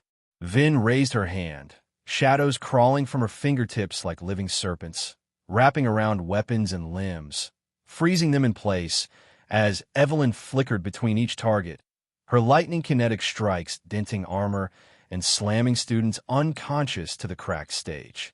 Within minutes, it was over. The combat class lay defeated across the fractured arena, groaning softly in pain. William stood in the observation balcony, his hands clenched white against the rail as he watched, sweat dripping down his temple despite the cool morning breeze. On the stage, Class 0 stood together, their shadows stretching long under the silent rising sun. Lucian lowered his gaze, his half-lidded eyes closing briefly as he let out a small breath. And in that quiet moment, as the wind rustled the torn banners overhead, Class 0's name was etched into the Academy's history. Silence wrapped the arena like an invisible fog. The combat class students groaned softly where they lay sprawled across the fractured stage, some clutching bruised ribs, others rolling onto their sides with ragged gasps. Their weapons were scattered like fallen twigs under dawnlight. The faint scent of burned mana and ozone drifted on the breeze. Athena walked forward across the observation balcony, her black uniform coat swaying around her calves. Her violet eyes scanned the battlefield below with unreadable calm. She flicked her wrist, pulling up her tablet as numbers, names, and damage reports flickered across the blue projection. She tapped once to save the match record to Class 0's private files before dismissing the screen. Beside her, William stood pale and silent, his knuckles white around the railing. "That was beyond what I expected," he muttered, his voice thin and trembling with disbelief. Sweat dripped from his brow despite the morning chill. "Their first years, how?" Athena didn't answer him. Her eyes were still locked onto Lucian, who stood calmly at the stage center, one hand in his pocket, black hair drifting slightly in the breeze. His half-lidded eyes seemed empty, but she knew better. He was observing everything. Further down the balcony, Instructor Leanne folded her arms over her pale blue robes, shaking her head softly. That wasn't a battle. That was a dismantling. Another instructor, the short bald man with burn-scarred knuckles, spat onto the stone beside him, his thick arms trembling slightly. "They were born to kill," he whispered, almost with reluctant respect. "Training or not, my students wouldn't last 5 seconds against that Lucian boy." "And yet," said Leanne, glancing at Athena with a faint smile, "you all thought Class 0 was a waste of resources." William flinched. His eyes narrowed, anger rising to cover the sick chill in his stomach. "This isn't about resources. It's about protocol. They're unbalanced monsters." "That's enough," Athena cut in softly. The instructors fell silent immediately. Her voice wasn't loud, but it carried that quiet steel only a fool ignored. She flicked her violet gaze across them, each instructor lowering their eyes in turn. Then she turned away, her boots clicking softly on the balcony stone as she began walking towards the stairs that led down to the arena control chamber. "Where are you going?" William asked shakily. She paused at the top of the stairs, not turning to look at him. "To collect my reward." Then she descended, her braid swinging down her back. Down on the arena floor, medics were already moving swiftly across the cracked stone stage, checking vitals, stabilizing fractured limbs, and scanning concussed students with pale green mana fields. The combat class survivors watched silently as Athena approached, their gazes wary, some filled with quiet resentment, others simply defeated. She ignored them all, stepping lightly over shattered shield fragments as she reached Class 0. Silas sat cross-legged on a fallen stone slab, chugging water from a dented metal bottle, sweat dripping from his thick neck. Rhea crouched nearby, rewrapping her wrist brace with calm, precise movements, her golden circuits flickering faintly under her bangs. Vin stood a few meters away, silent as always, her pale hand trailing faint violet mist that drifted into nothingness before reaching the stone. Evelyn sat on her knees, breathing raggedly, her trembling fingers curling and uncurling around lightning that flickered weakly under her bruised skin. She didn't look up as Athena approached. Lucian remained standing at the center, his gaze half-lidded and unfocused, the rising sun framing him in gold. For a moment, Athena simply watched him, her eyes narrowing faintly in thought. He didn't acknowledge her. "Class 0, she said softly. Silas grunted, wiping sweat from his brow with the back of his forearm. Rhea glanced up silently. Vin didn't move, only tilted her head ever so slightly. Evelyn raised her eyes slowly, strands of red hair sticking to her sweat-slicked face. She swallowed hard, her throat dry and painful. Athena's gaze swept across them with quiet calculation. Then she flicked her wrist, her tablet projecting a faint blue screen mid-air. The words flickered for only a moment. Zenith Week, Senior Combat Class slot, transferred to Class 0. Congratulations, Athena said softly, her eyes returning to Lucian. You've earned it. Lucian didn't react. His gaze remained distant, lost somewhere beyond her words. Athena watched him for a moment longer, searching his empty half-lidded eyes for something, anything, that might hint at what thoughts lay behind them. She saw nothing. Zenith Week begins in 5 days, she continued, turning her gaze to the others. Prepare accordingly. You'll be representing the Academy as its top potential hunters. Failure is not an option. Rhea nodded once, her tired eyes flickering faint gold in acknowledgement. Silas grinned wide, slamming his fist into his palm with a dull echo. Finally, real training. Evelyn just bowed her head faintly, tears burning in her eyes as her heart trembled with silent relief. Zenith Week. For the first time, she wouldn't be left behind. Vin remained silent, her gray eyes watching Athena's face without expression. Athena lowered her tablet, dismissing the projection with a flick of her wrist. She turned away, her braid drifting across her shoulder as she began walking back towards the arena tunnel. The crowd in the stands remained silent, watching her like they might watch a departing storm cloud. As she reached the archway, William stood waiting, his arms crossed tight across his chest. You've made your point, he muttered, his voice low and bitter. Now what? You let them run wild? Break protocol? Become weapons without discipline or loyalty? Athena paused beside him, her sharp violet gaze flicking up into his angry eyes. They are weapons, she said softly. But a weapon is only as dangerous as the one who wields it. He clenched his jaw, veins bulging along his temple. And you think you can wield them alone?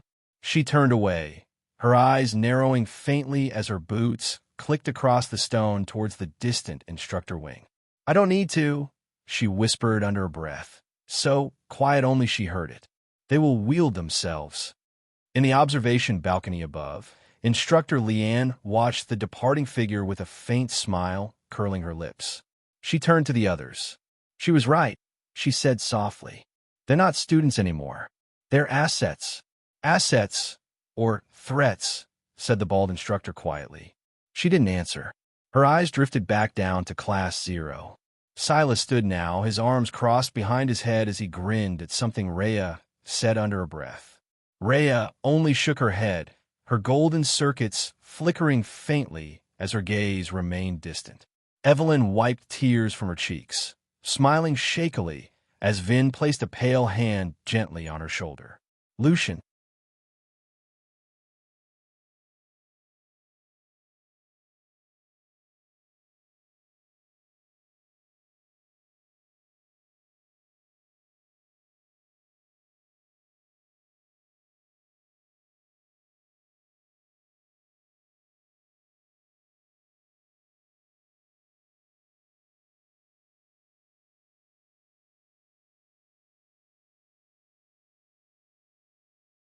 remained standing alone, staring up into the blue sky, his expression empty and calm.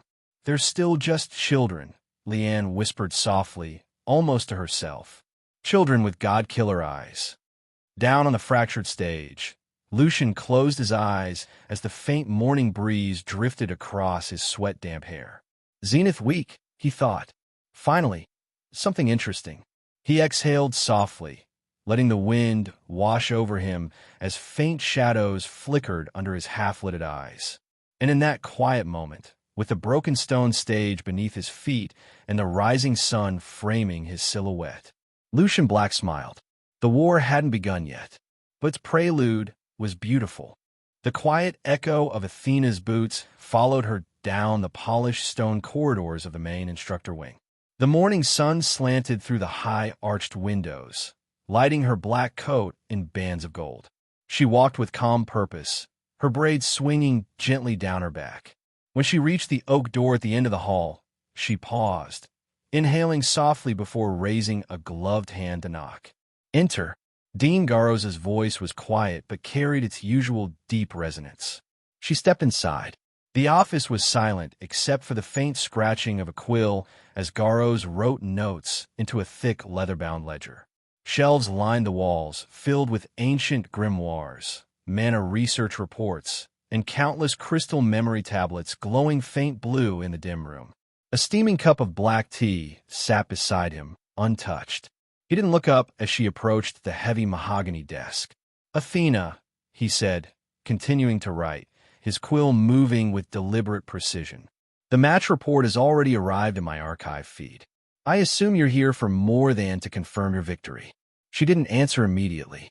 Her violet eyes flicked across the silent office, then returned to him, narrowing faintly at his calm posture.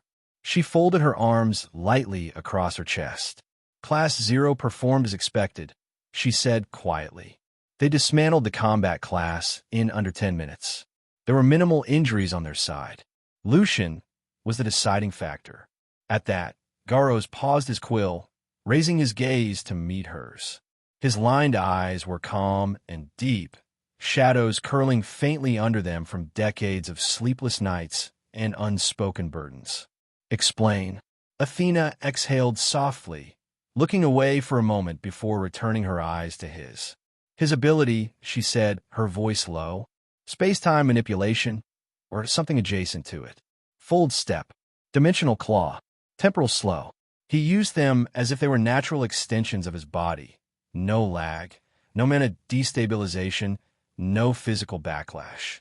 Even a specialized awakened would suffer microvascular ruptures from repeated spatial shifts. But Lucian," she paused, her brow creasing faintly. "He showed no stress, no fatigue. It's like he was born with it." Garros was silent, his fingers steepled under his chin. The room seemed to grow colder as his eyes narrowed in thought. "And the others?" he asked. "Rhea's combat prediction is near absolute within close quarters," Athena continued softly. "Silas' raw durability and strength are approaching B-rank combatants despite his lack of formal awakening. Vin's ether control bypasses standard mana defenses entirely. Evelyn is finally learning to fuse her replicated abilities into singular new constructs. She created an entirely new skill mid-battle." She fell silent for a moment, her gaze lowering to the polished stone floor. The quiet hum of crystal wards embedded in the office walls pulsed faintly in the silence. "But," she whispered, almost to herself. Garros heard it. His brow lifted slightly.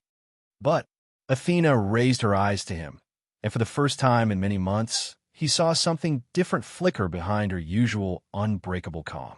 "Worry. They're strong. Terrifyingly strong for first years," she said, her voice trembling just slightly. "But they're still children. Against each other, they thrive. Against disciplined seniors, they dominate. But out there," she flicked her fingers lightly towards the high window, where dawnlight revealed the far-off mountain ridges marking the border of the Academy's protected grounds. "Against the world's major powerhouses, they're still insects. Untrained, unpolished, exposed." Garros remained silent, his deep eyes studying her quietly. Athena clenched her fist at her side. Their talents will be noticed. The guilds, the rogue hunter families, the black market slavers, the arcane sovereigns, they will all come for them. For Class Zero's potential, but especially for Lucian. Garros raised an eyebrow, faintly. Because of his ability. She nodded, her jaw tightening. Space-time manipulation. There are only 7 known awakened in the world with that classification. 5 are dead. 1 is in stasis under sovereign jurisdiction due to mental collapse. The last vanished 3 decades ago during the Rift Collapse War. She inhaled softly, calming her racing heart before continuing. But Lucian isn't just manifesting raw spatial dislocation. His microfolding and temporal redirection are precise, controlled, almost surgical. Even veteran awakened mages would need external focus tools to stabilize a single fold step. He does it with a flick of his wrist, like he's brushing hair from his eyes. The silence of the office deepened. Outside the window, early sunbirds sang quietly among the flowering manna trees. Garros leaned back slightly in his high-backed chair, folding his hands across his chest as he watched her with unreadable calm. "What are you requesting, Athena?" he asked softly. She met his eyes, her gaze firm despite the faint tremble in her clenched fingers. "Additional protections for Class Zero during Zenith Week," she said.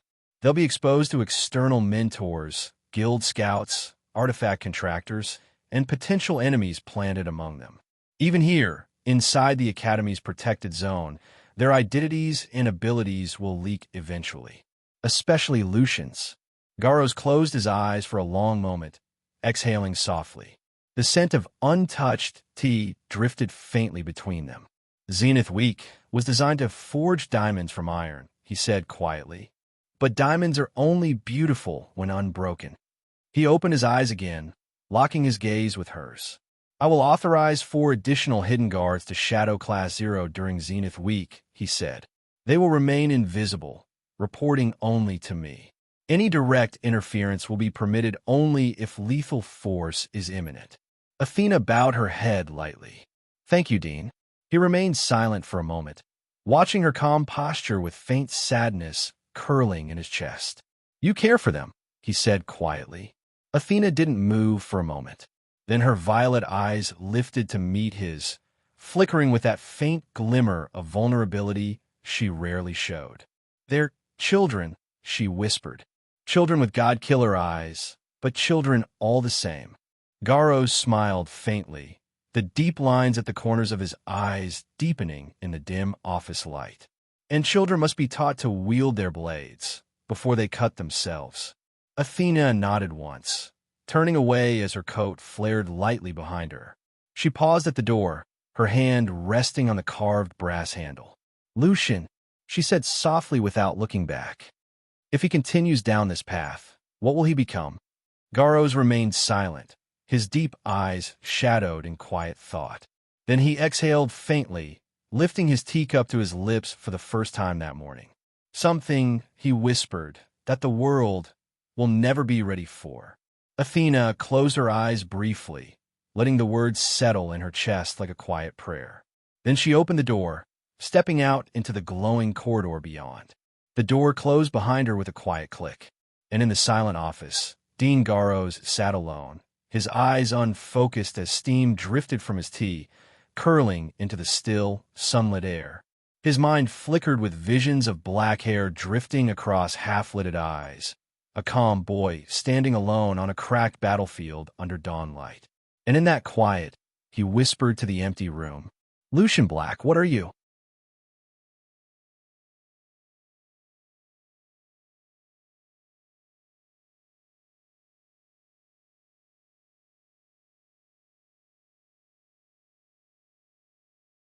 Lucian stood alone on the Academy's highest terrace, the wind brushing his black hair across half-lidded eyes.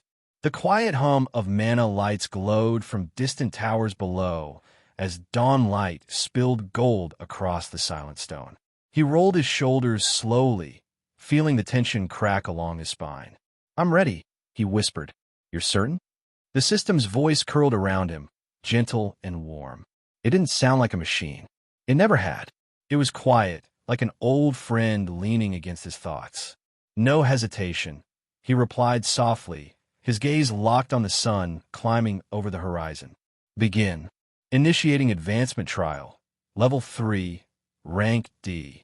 Tower of Reflection, combat sequence initializing. The world shattered in an instant.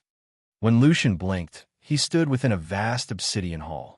Hundreds of floating candle flames drifted overhead, their light casting long gold shadows across the black marble floor. The walls were lined with towering mirrors, each one reflecting a fractured fragment of his silhouette in twisted angles. Ahead stood the gate, a towering arch of black iron and silver runes, carved with symbols that pulsed softly with crimson light. As he stepped closer, the air thickened with mana, pressing against his lungs like cold water. The gate creaked open with a deep, echoing groan. Welcome, Lucian. Floor 1. Manifestation Combat Echo. You will face the memory of your greatest adversary thus far, projected through your neural archive and amplified to current rank compatibility. A single silhouette formed in the darkness beyond the gate. He stepped forward calmly, feeling no fear. The stone under his boots was cold, silent, waiting. Then the flickering candlelight revealed the figure in full. It was himself. Lucian Black stood across the arena, half-lidded eyes calm and empty, his black hair drifting lightly in an invisible breeze. He wore the same uniform coat, the same loose posture, the same tired gaze. But there was no warmth in this version's eyes, only black glass. Combat Echo. Lucian Black, replicated rank D output. Objective, neutralize the echo. No time limit, no restrictions. The system paused for a moment, its quiet warmth flickering through his chest. Be careful. He knows everything you do. Lucian smiled faintly. Good. The echo tilted its head lightly, mirroring his movement. Then it vanished. Fold step. Lucian felt it before he saw it. He twisted left just as the echo reappeared beside him, its palms slamming into his shoulder with crushing force. The impact rippled through his entire frame, sending him skidding back across the marble floor, his boots leaving thin black scratches. He steadied himself mid-slide, his half-lidded eyes narrowing faintly. Fold step. He vanished just as the echo lunged forward, reappearing behind it with his hand slicing downward. Dimensional claw. Space tore open like thin fabric under his fingers, raking across the echo's back with shrieking sparks of compressed force. The echo staggered forward, its coat torn open, black ichor dripping from the wound. But it didn't flinch. It spun instantly, its hand flicking upward. Temporal slow. Lucian felt his body seize for half a heartbeat, the entire world stretching out like dripping syrup around him. The echo stepped forward within that frozen time, its fingers curling into a spear hand strike that drove into his abdomen with thunderclap force. The pain ripped up his spine, hot and numbing all at once. Blood burst from his lips as he flew backwards, slamming into one of the mirrored walls with a deafening crack. Shards rained around him, slicing faint lines across his cheek and neck as he collapsed onto one knee. He wiped blood from his lips, breathing slow and controlled. Not bad, he whispered softly. The echo flickered forward again, its eyes empty and dead. Lucian twisted left, ducking under its slicing hand. His fist slammed upward into its ribs, sending a pulse of compressed mana force through its torso. The echo's spine bent unnaturally, but its other hand lashed out instantly, its fingertips glowing with flickering black light. Dimensional claw. The tearing force slashed across his chest, ripping his uniform coat open and cutting into skin and muscle. Blood sprayed across the black marble in a long red arc. Lucian gasped softly, feeling the hot drip down his ribs. The echo didn't stop. It flickered again, fold stepping behind him, its knee driving into his lower back with crushing force. Lucian stumbled forward, his vision flashing white with pain. He exhaled shakily, his bangs falling across his narrowed eyes. You're too focused on killing blows, he whispered softly. Fold step. He vanished in the same instant the echo lunged for his exposed neck, reappearing directly above it midair. His body twisted downward in a controlled spiral. Dimensional claw, compression variant. He sliced downward with all 5 fingers together, compressing the space tear into a focused singular blade. It raked down through the echo's shoulder, slicing deep into its chest with a burst of black sparks and ruptured mana echoes. The echo stumbled forward, its entire left arm falling away from its body, severed clean. Black ichor gushed across the marble floor in steaming pools. But it didn't scream, didn't falter. Its empty eyes turned back to him calmly as it raised its remaining hand. Fold step.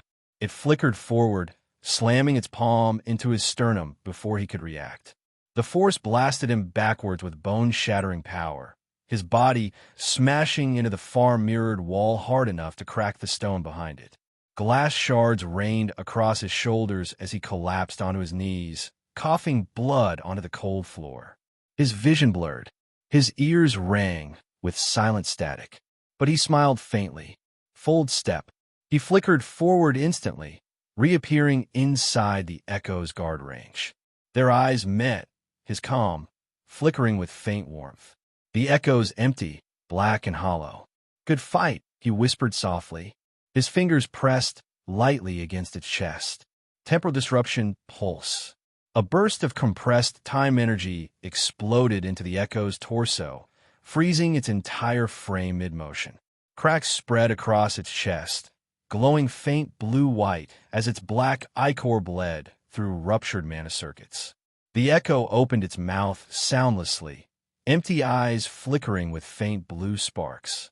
Then its body shattered like thin glass, fragments dissolving into drifting motes of black and silver light. Silence. Lucian stood alone in the vast obsidian hall, blood dripping down his torn chest onto the marble floor.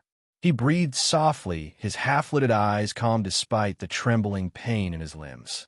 Floor 1 completed. Recovery interval 30 seconds. Floor 2. Manifestation combat echo. Initiating. He closed his eyes as the world flickered around him, reconstructing itself into a new battlefield of shattered stone pillars and drifting violet fog. His blood dripped softly onto his boots, but his expression didn't change. Fold step. He vanished again, reappearing at the arena's center as a new echo rose from a mist, this time wielding a silver spear burning with pale lightning. Lucian lowered his stance lightly, his half-lidded eyes sharpening to thin blades of calm focus. Let's continue, he whispered softly, and in that silent, endless tower of his mind, the fight raged on, each clash ringing with thunderclaps of ruptured space and flickering shadows, as Lucian Black walked forward without fear, toward rank D, toward something beyond strength, toward a future no one was ready for. The spear flickered with pale lightning, humming with a low, predatory sound that filled the shattered stone chamber. Lucian rolled his shoulders, feeling the stiffness in his ribs where fractures throbbed faintly under his skin. His half-lidded eyes stayed locked on the echo ahead, watching its every micro-shift of balance. Combat Echo, Azure Spear Warden, Rank D plus Simulation. Objective, Neutralize. No restrictions. The spear-wielding echo didn't speak. Its black robes drifted in the violet fog, silver-blue circuits glowing faintly across its chest and arms. Its pale eyes flickered once before it vanished in a burst of compressed air. Fold step. Lucian tilted his head sideways just as the spear tore through the space his skull had been, the lightning tip slicing a thin line across his cheek. Sparks exploded outward, blinding white, as he twisted under the thrust. His hand flicked upward. Dimensional claw. A tear of compressed space ripped along the echo's forearm, rupturing circuits and spraying faint blue ichor across the cracked stone. But the echo didn't falter. It spun the spear mid-strike, slamming the haft into his stomach with bone-crushing force. The impact rippled through his entire frame, lifting him off his feet before his boots slammed back onto the marble, fracturing it under him. He exhaled sharply, feeling blood rise in his throat. The echo didn't stop, its spears sweeping sideways in a blur of silver arcs. Temporal slow, Lucian flicked his fingers lightly, collapsing the surrounding time flow around him. The spear's movement slowed to a crawling ripple, lightning arcs drifting like lazy falling snow. He stepped inside the strike radius, his palm pressing flat against the echo's chest. Temporal disruption pulse. Compressed time energy burst through its torso, rupturing mana circuits and sending fractures spiderwebbing across its armor plates. The echo staggered back 2 steps, lightning flickering wildly along its spear as its internal mana stabilizers fought to compensate. Lucian exhaled softly, blood dripping from his lip onto the cold stone. Fold step. He flickered forward, reappearing behind it mid-spin. His hand sliced downward, claws of compressed spatial force raking down its back and shredding black robes into drifting strips of fabric and scattered blue ichor. But as he landed, the spear tip flicked backward like a striking serpent. He pivoted his hips sideways just in time to avoid a direct impale, but the lightning edge grazed across his side, burning through skin and muscle in a line of searing white agony. His vision flickered for a moment, black static crawling at the edge of his sight. The echo turned slowly, its dead eyes flickering faint pale blue as it raised the spear again. Fold step. It flickered out of existence, reappearing directly above him midair, spear driving down like a divine javelin. Lucian raised his hand calmly, palm open. Dimensional lock. The air around the spear shaft rippled and froze, an invisible wall locking it mid-descent. The echo flickered with blue sparks as it tried to force the weapon through the anchored space, but Lucian twisted his wrist lightly. Spatial displacement. The spear vanished from its grip, reappearing in his own hand, humming with pale lightning against his palm. The echo's dead eyes flickered for the first time with faint static infusion. Lucian exhaled softly, the corner of his mouth twitching upward into a small, cold smile. He spun the spear lightly, feeling the familiar hum of compressed, lightning mana vibrating through his bones. Then he lunged. The spear blurred in his grip, arcs of pale lightning ripping through the violet fog as he drove the weapon into the echo's chest. The impact exploded with a thunderclap that shattered the stone under their feet, sending black shards cascading outward in all directions. He twisted the spear once, feeling the ruptured mana circuits tear apart under the pressure. The echo gasped soundlessly, its pale eyes flickering with ruptured static as cracks split across its chest plate. But it wasn't done. Fold step. It flickered backwards, reappearing 20 meters away. Its hand rose to its chest wound, black ichor dripping between its fingers as it flicked them outward. Lightning spear manifestation. 5 silver-blue spears formed instantly around it, each crackling with pale arcs that lit the fog in ghostly flashes. They launched forward simultaneously, splitting the air with high-pitched shrieks. Lucian didn't move. His half-lidded eyes flickered with faint black light. Fold step multi-phase. He vanished and reappeared in 4 successive flickers, weaving between the incoming spears as they exploded against the stone pillars behind him, shattering them into collapsing rubble. He landed lightly, his coat drifting down around him in the settling dust. The echo formed a 6th spear mid-chant, the rune circuits along its arms glowing bright blue-white. But Lucian was already moving. Fold step. He flickered forward, appearing directly in front of its chest with his hand already extended. Dimensional claw, compression variant. His fingers sliced forward in a single focused blade of compressed spatial force, tearing through its chest plate and rupturing the core embedded within. The echo spasmed once, the spear fading into drifting static as its pale eyes flickered out. Then it shattered, dissolving into motes of black and silver light that drifted away into the violet fog. Lucian stood still for a moment, his breath ragged, blood dripping freely down his ribs from the cauterized burn. The lightning spear in his other hand flickered once before dissipating into sparks. Floor 2, completed. Recovery interval, 30 seconds. Floor 3, manifestation combat echo. Initiating, he exhaled softly as the world flickered around him, the shattered stone pillars reassembling themselves into towering obsidian walls lined with glowing crimson runes. The air grew heavier, thick with a choking metallic scent that burned faintly in his lungs. The fog parted, revealing the third echo. It was massive, 7 feet tall, clad in pitch-black armor engraved with crimson etchings. Its helmet hid its eyes, but black smoke drifted from the gaps in its plated joints. In its right hand, it wielded a great sword the width of a man's chest, humming with a deep, thunderous vibration.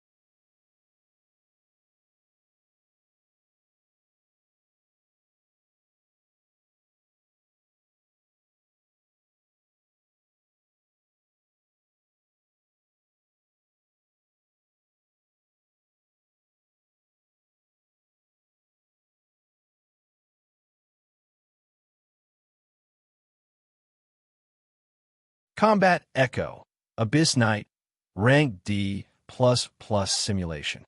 Lucian rolled his shoulders lightly, ignoring the pain that flashed across his ribs. His half-lidded eyes flickered upward, sharpening faintly as the Abyss Knight raised its sword to its shoulder with a single fluid motion. The ground beneath its feet cracked with each step forward. Fold step. He vanished and reappeared directly in front of its chest, his hand slicing upward. Dimensional claw. But the knight raised its armored forearm instantly, the black steel deflecting the compressed spatial blade with a shrieking spray of sparks.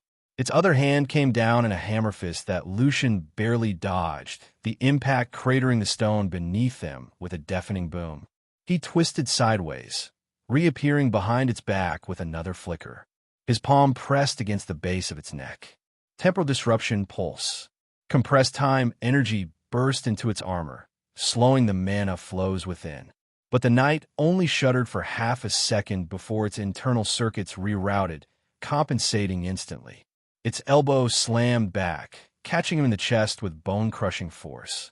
Lucian gasped, blood bursting from his lips as he flew backwards across the obsidian chamber, slamming into a pillar hard enough to fracture it from base to crown. Dust rained down around him as he forced himself back on his shaking legs. The knight turned slowly, lifting its massive blade as crimson light flickered along the runes etched into the black steel. He exhaled softly, wiping blood from his mouth with the back of his trembling hand. His half-lidded eyes narrowed to cold slits as shadows flickered faintly beneath them. "Let's see," he whispered softly, rolling his neck as the vertebrae cracked in a low cascade. "How far you can push me?" And in that silent obsidian chamber filled with drifting violet fog and pulsing crimson light, Lucian Black stepped forward without fear, toward Rank D, toward the abyss itself. The Abyss Knight's massive blade shifted with a low metallic groan, crimson runes flickering along its black steel edge. Lucian rolled his shoulders again, blood dripping from his split lip onto the fractured obsidian floor. The chamber pulsed with silent tension, each heartbeat echoing through the drifting crimson-lit fog. The knight lunged forward with surprising speed for its size. Its blade tore the air apart with a thunderous roar, splitting the violet fog as it swung down in a single executioner's arc. Lucian's eyes flickered. Fold step. He vanished sideways, reappearing at the knight's left flank mid-swing. His hand shot forward, fingertips glowing faint black as compressed spatial force gathered between them. Dimensional claw. He sliced across the knight's side, sparks and shredded black steel bursting outward. But the armor barely cracked. The knight turned instantly, its elbow crashing into his chest with bone-crushing force before he could retreat. Lucian gasped as air exploded from his lungs. His body lifted off the ground, slamming into a distant pillar. Cracks spiderwebbed outward as rubble rained down around him. He coughed blood, his ribs screaming with each ragged breath. The knight advanced again, each step rumbling across the floor like approaching thunder. Lucian exhaled softly, ignoring the red blur staining his vision. He flicked his trembling fingers lightly. Temporal slow. The world stretched, sounds warping into deep, underwater echoes. The knight's blade crawled through the air in slow motion, crimson arcs trailing behind it. Lucian stepped forward calmly, closing the space between them with silent ease. His half-lidded eyes narrowed to cold focus. Temporal disruption pulse. His palm pressed against the knight's chest plate, compressed time energy exploding into its internal circuits. The knight jerked, its movements stuttering as flickering static sparked across its armor seams. Fold step. Lucian flickered back instantly, reappearing behind its knee. His fingers curved into a spear hand as he stabbed upward into the black armor joint. A faint screech of tearing metal and ruptured mana circuits echoed through the chamber. But before he could withdraw, the knight's free hand reached down, massive black fingers clamping around his torso. Its grip tightened, metal plates digging into his bruised ribs. Lucian felt something crack. Pain exploded across his side as the knight lifted him effortlessly, slamming him into the stone floor with an impact that fractured the obsidian in a 10-meter radius. Blood burst from his mouth as his vision flickered white with silent static. Fold step. He flickered out of the crushing grip an instant before the knight could hammer its blade down onto his chest. He reappeared mid-air behind its head, his bangs drifting across half-lidded eyes as his hand sliced downward. Dimensional claw, compression variant. All 5 fingers together formed a singular compressed blade of space-tearing force. It ripped down the knight's back, slicing through black steel like thin paper. Sparks and ruptured crimson circuits burst outward as its massive body staggered forward under the damage. But it didn't fall. The knight spun around instantly, its blade sweeping horizontally in a wide arc. Lucian twisted midair to avoid a decapitation, but the blade's edge caught his shoulder, slicing through flesh and muscle. Blood sprayed across the chamber in a long crimson arc as he landed hard on his knees, one hand pressed to the deep wound. The knight didn't slow. Its crimson runes burned brighter along its blade as it raised the weapon high overhead with both hands, preparing a single devastating downward strike. Lucian inhaled slowly. Each breath sent hot agony stabbing through his chest and shoulder. His half-lidded eyes flickered with faint black light. Fold step. He flickered forward, straight into the knight's raised guard. Its blade came down instantly, trying to split him in half before he could act. But Lucian's hands shot upward, catching the blade mid-descent with both palms. His knees buckled under the force. The black steel edge pressed down, slicing thin lines into his trembling palms as crimson runes flickered violently against his skin. Blood dripped down his wrists, but he held it. His muscles screamed. His ribs threatened to collapse under the strain. The knight leaned forward, pushing with unbreakable might. Lucian's bangs drifted across his eyes, shadowing them in quiet darkness. Fold step. He vanished from under the blade, reappearing directly above the knight's helmet mid-air. His hands curved downward like hooked claws. Dimensional claw, compression variant. He sliced down in a cross-shaped arc with both hands. The compressed spatial force carved 2 deep gouges into the knight's helmet, rupturing mana seals and exploding compressed crimson light outward in a deafening shockwave. The knight's head snapped forward, steam bursting from ruptured circuits along its neck and shoulders. Its blade fell from its grip, clattering onto the obsidian floor with a massive echo. Lucian landed lightly behind it, his body trembling.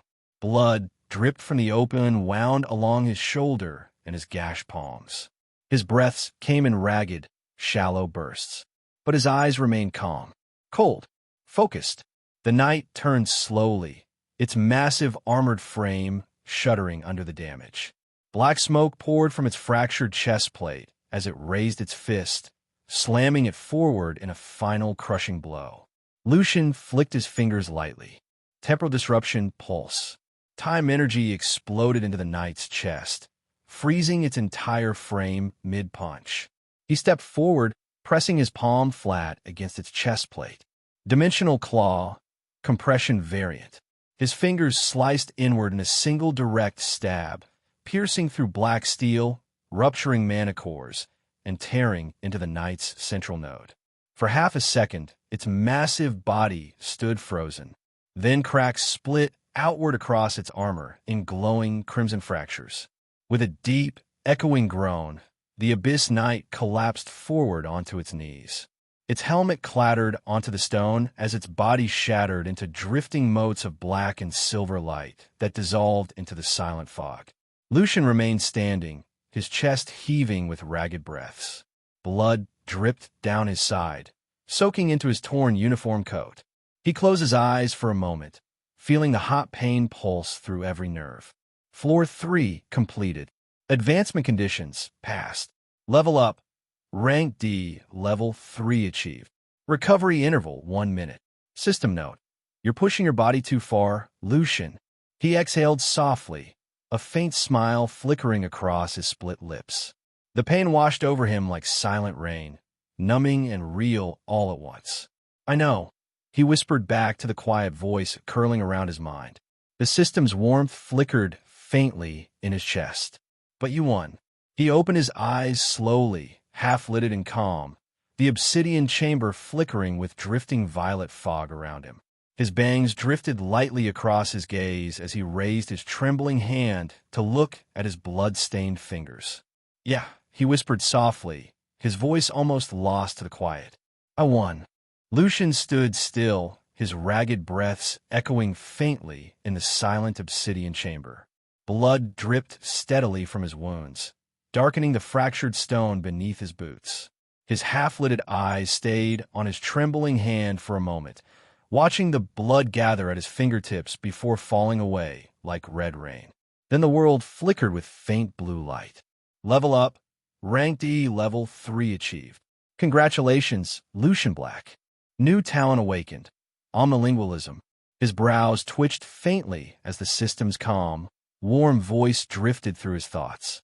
The flickering blue screen hovered before him, illuminating the drifting violet fog in a quiet glow.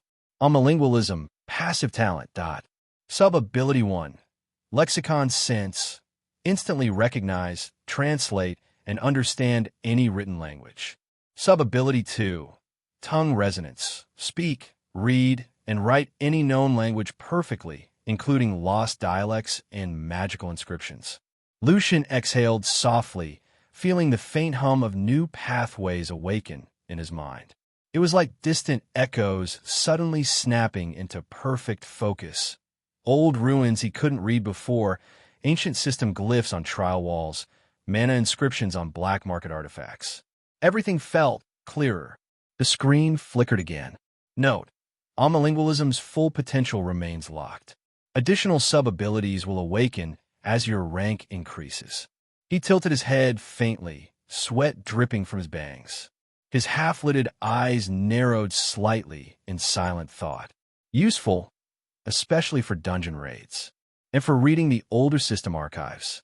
But before he could finish processing, another faint flicker pulsed through the chamber. Space-time manipulation, sub-abilities unlocked. His chest tightened faintly. The screen expanded, revealing 2 new lines etched in flickering white text against the blue interface. Space sub-ability, spatial anchor. Create a fixed spatial lock point within a 50-meter radius to instantly fold step back to, regardless of movement restrictions. Time sub-ability, chrono rewind. Reverse your own body state by 5 seconds. cannot alter external reality. Lucian's half-lidded eyes widened faintly for the first time that morning. His chest rose and fell, blood soaking his torn coat as his heart thumped with quiet adrenaline. Chrono rewind. He closed his eyes, feeling the ability settle into his circuits. A cold clarity spread through his chest. It wasn't true time reversal. It wouldn't change events or other people's actions. But for him, for injuries, fatigue, mana depletion, 5 seconds was the difference between death and standing back up. Fold step, dimensional claw, temporal slow, disruption pulse, spatial anchor, chrono rewind. Each ability flickered through his mind, linking themselves in silent, precise formation, like knives sliding into a waiting rack. System note: sub-ability slots are now visible in your core ability tab. The blue light faded slightly as the screen adjusted again. At the bottom corner, a faint gold line pulsed once before expanding into a new tab window.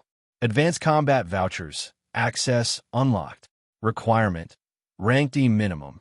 Lucian raised a brow faintly, ignoring the hot blood dripping down his chest as he focused on the flickering gold text. "Kale," he whispered softly. "Yes, Lucian." The voice curled around his mind with its familiar warmth, like an old friend kneeling beside him in the darkness. What are Advanced Combat Vouchers?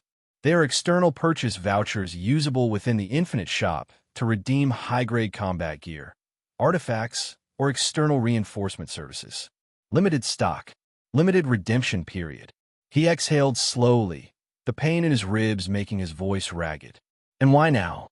Rank D is the baseline required to wield Class 3 equipment safely. Your combat performance meets purchase eligibility. Lucian's lips twitched upward in a faint smile despite the pain throbbing through his bones. His bangs drifted lightly across his half-lidded eyes as he whispered, "Good. Would you like to view the current voucher listings?" "Not yet." He dismissed the interface with a flick of his blood-stained fingers. The violet fog drifted quietly around him, silent and cold. He reached up with trembling hands to wipe the drying blood from his lips, feeling his ribs shift painfully under his torn coat. Recovery interval complete. Would you like to exit the advancement trial? He exhaled softly, letting the questions settle in his chest like silent rain. For a long moment, he said nothing, simply listening to the quiet pulse of his system in his veins, to the faint ringing echo of his own labored breaths. Then he whispered, "End trial. Trial terminated. Returning to primary consciousness." The obsidian chamber dissolved into drifting motes of silver and violet light. For a brief moment, he felt weightless. No wounds, no blood, no pain. Only silent floating darkness. Then, his eyes flickered open under the golden dawn sky. He sat on the highest terrace of the academy, his back resting against the cold stone railing. The sun was rising over the distant ridges, flooding the towers below with pale morning light. The wind brushed lightly across his blood-soaked coat, tugging at the torn fabric around his shoulder wound. He inhaled softly. Each breath burned in his ribs, but it felt clean, real, grounding him to the world. Trial results. Level up. Rank D, level 3 achieved. New talent acquired. Omnilingualism. Sub-abilities unlocked. Spatial anchor / chrono rewind. Shop access expanded. Advanced combat vouchers now available. Lucian leaned his head back against the stone, staring up at the pale blue sky framed by drifting white clouds. His half-lidded eyes flickered with faint shadowed light as the corners of his lips curved into a tired, quiet smile. He raised his blood-stained hand into the sunlight, watching the golden light refract off each trembling finger. "Not bad," he whispered softly, his voice lost to the dawn wind. "Not bad at all." And in that silent terrace under the waking sky, the wind carried away the scent of blood and stone dust, leaving only the calm breathing of a boy with god-killer eyes. A boy who walked quietly toward a future none were ready for. One silent fold step at a time. The next morning dawned pale and silent over the academy. Early mist drifted between the tall white towers, curling through stone courtyards like ghost smoke. Birds cried faintly from distant gardens as the halls filled with quiet footsteps and murmured greetings. Inside Training Hall 0, the air was cool and still. The reinforced stone walls were lined with projection panels flickering with combat footage from the day before. Class 0 sat scattered across the polished floor, some cross-legged, others stretching or tinkering with gear. Silas reclined against the wall, arms folded behind his head as he yawned wide enough to crack his jaw. Evelyn sat beside Rhea, her knees pulled to her chest as she toyed with a flickering lightning orb between her trembling fingers. Rhea didn't speak, her golden circuits dim as she flicked through strategy files on her tablet. Vin stood alone near the window, silent as always, gray eyes watching the drifting mist outside without expression. The heavy doors slid open with a quiet hiss. Lucian walked in, his black coat trailing faintly behind him. His bangs fell low across his half-lidded eyes, casting them in shadow as he stepped lightly across the polished floor.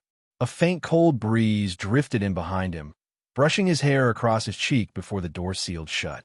The class went quiet. Silas opened one eye, his grin stretching faintly. "Yo!" Lucian didn't respond. He walked past them in silence, his steps calm and unhurried. Evelyn's flickering lightning dimmed as she watched him pass, her red eyes narrowing faintly in curiosity. Rhea looked up from her tablet.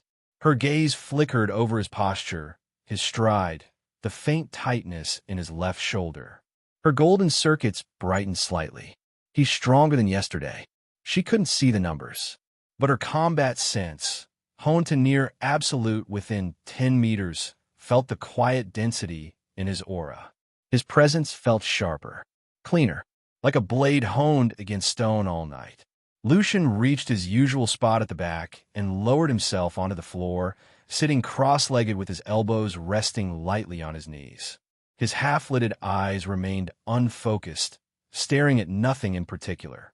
The room remained silent for another heartbeat before the side door slid open with a soft chime.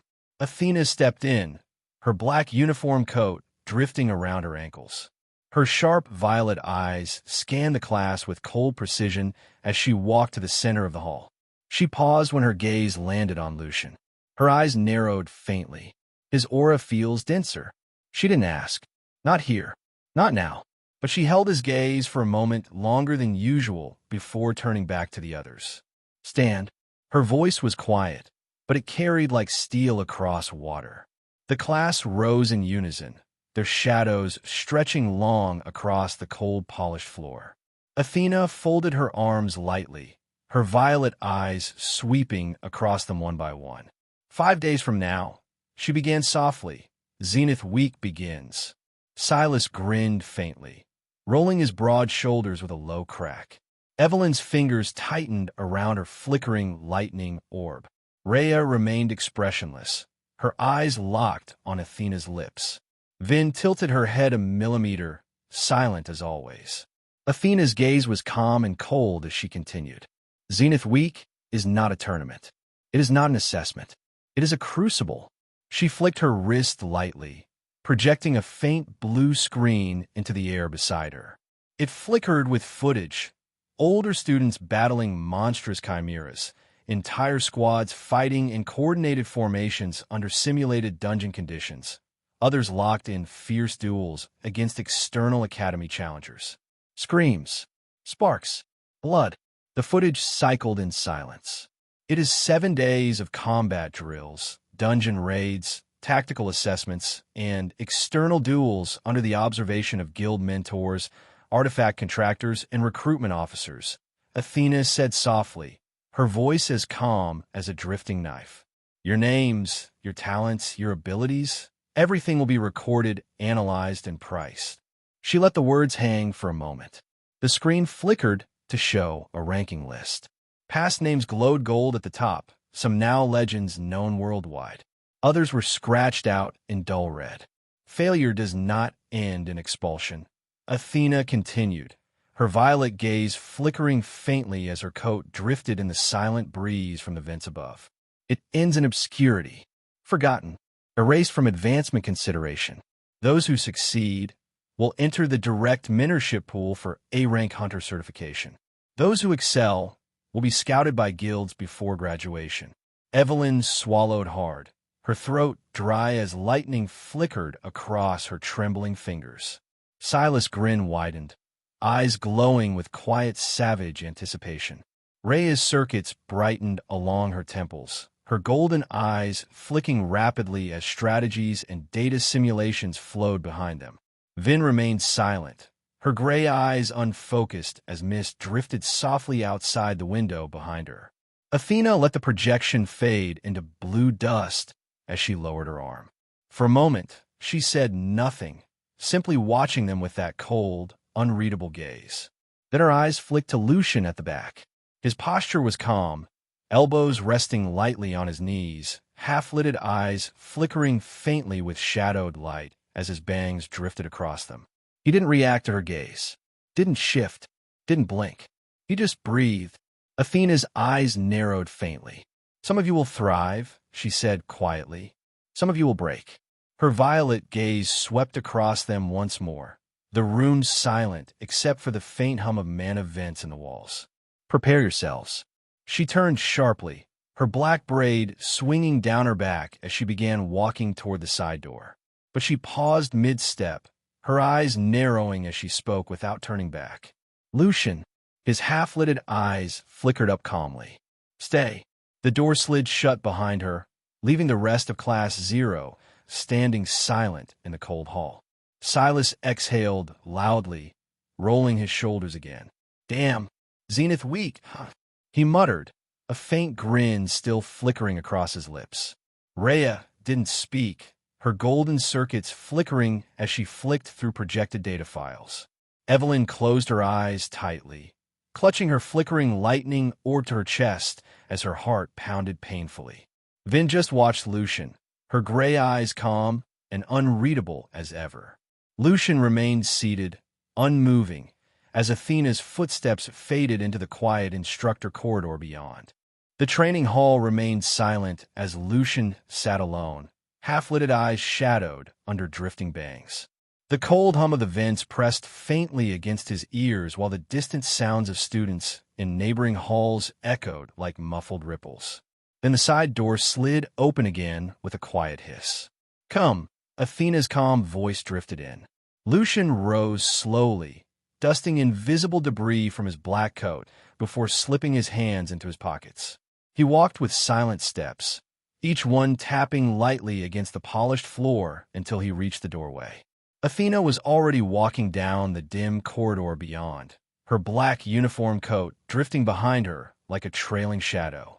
Without a word, Lucian followed. They walked together in silence through the empty instructor wing, their footsteps echoing softly off the stone walls lined with glowing mana sconces. Outside, early sun filtered through tall windows, lighting the mist into drifting gold ribbons. Athena didn't speak until they reached her private office. She stepped inside, gesturing for him to enter. The heavy oak door clicked shut behind them with a low finality. The room was lit only by a single blue crystal lamp on her wide blackwood desk. Faint data screens flickered above it, each filled with combat footage, mana analysis, and performance logs. Her black coat whispered softly as she sat down, folding her arms lightly on the desk surface. Her sharp violet eyes flickered up to him. Lucian stood in the center of the room, silent and unblinking. The dim blue light framed his shadow against the polished obsidian floor, his bangs drifting across his half-lidded eyes. For a long moment, Athena simply watched him, studied him, his posture, his breathing, the faint tightness in his shoulder, the new quiet density in his aura. Something about him felt different, sharper, calmer. She exhaled softly, letting the silence settle before speaking.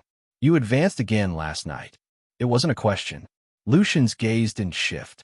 He just stood there, hands in his pockets, his eyes half-lidded under drifting black hair. Athena's eyes narrowed faintly. "Rank D level 3, she said quietly. And something else new. Her violet gaze flickered across his calm expression, searching for any reaction. There was none. She leaned back slightly in her chair, her braid drifting over her shoulder as her eyes sharpened. "Lucian," she said softly, her voice dropping into a quiet stillness that made the mana sconces flicker in the silence. "Do you know what Zenith Week truly is?" He didn't answer, but his eyes flickered faintly, the shadowed black irises glinting in the dim light. Athena inhaled softly, tapping her tablet screen. A blue projection flickered to life beside her, showing old footage. Dozens of students in black combat robes knelt across a blood-stained arena, battered and trembling. Towering instructors in white robes stood above them, scanning each one calmly. "Zenith Week," Athena said softly, her voice calm and cold as a drifting blade, "is where the Academy's hidden partners place their bets." Lucian's gaze narrowed faintly, half-lidded eyes sharpening by a fraction. The flickering screen projected silent names beside each kneeling student. Hunter guilds, artifact houses, rogue families, corporate syndicates. "They watch," Athena continued, her voice so quiet it barely carried beyond the blue-lit desk. "And they choose. Who to support, who to buy, who to erase." The footage flickered again, showing students dueling each other in full combat gear, mana blades clashing, lightning tearing through stone walls. The next flick showed a different scene. 5 students lying motionless in a blood-stained training hall, silent instructors standing over them with calm indifference. Lucian didn't flinch. His breathing remained slow, quiet. His shadow didn't shift across the polished floor. Athena lowered her eyes, flicking off the projection. The blue glow vanished, leaving only the quiet hum of the mana sconce between them. "Class 0 will be a threat to many, an opportunity to others," she whispered. "Especially you." She raised her gaze, locking onto his half-lidded eyes with quiet steel. "Lucian, your ability isn't something the world ignores. Space-time manipulation." Her voice softened faintly. "That is a power entire nations would kill to possess, or to erase." Silence. For a moment, neither spoke. The cold air pressed around them like silent stone. Then Athena leaned forward slightly, her eyes narrowing into a cold blade's edge. "I will ask you something," she said softly, her voice so quiet only he could hear it, "and I want you to answer honestly." Lucian's shadow flickered faintly as the mana sconce pulsed with blue light. His half-lidded eyes sharpened, drifting bangs shifting as he tilted his head ever so slightly. But before she could continue, a faint chime echoed from her desk. She glanced down, eyes narrowing as a red symbol pulsed across her tablet screen. "Emergency briefing. All instructors. Strategy Chamber Beta. Immediate assembly." Her jaw tightened. She exhaled softly, dismissing the notification before rising from her chair. For a moment, she stood across from him in silence, her violet eyes searching his empty half-lidded gaze. Then she turned away, her black braid drifting across her back as she moved toward the door. "Return to your dorm," she said quietly, her voice returning to its cold steel calm. "Class 0 will begin pre-Zenith preparations tomorrow." Lucian didn't move. He remained standing in the silent office as the door slid open, flooding the dim room with pale corridor light.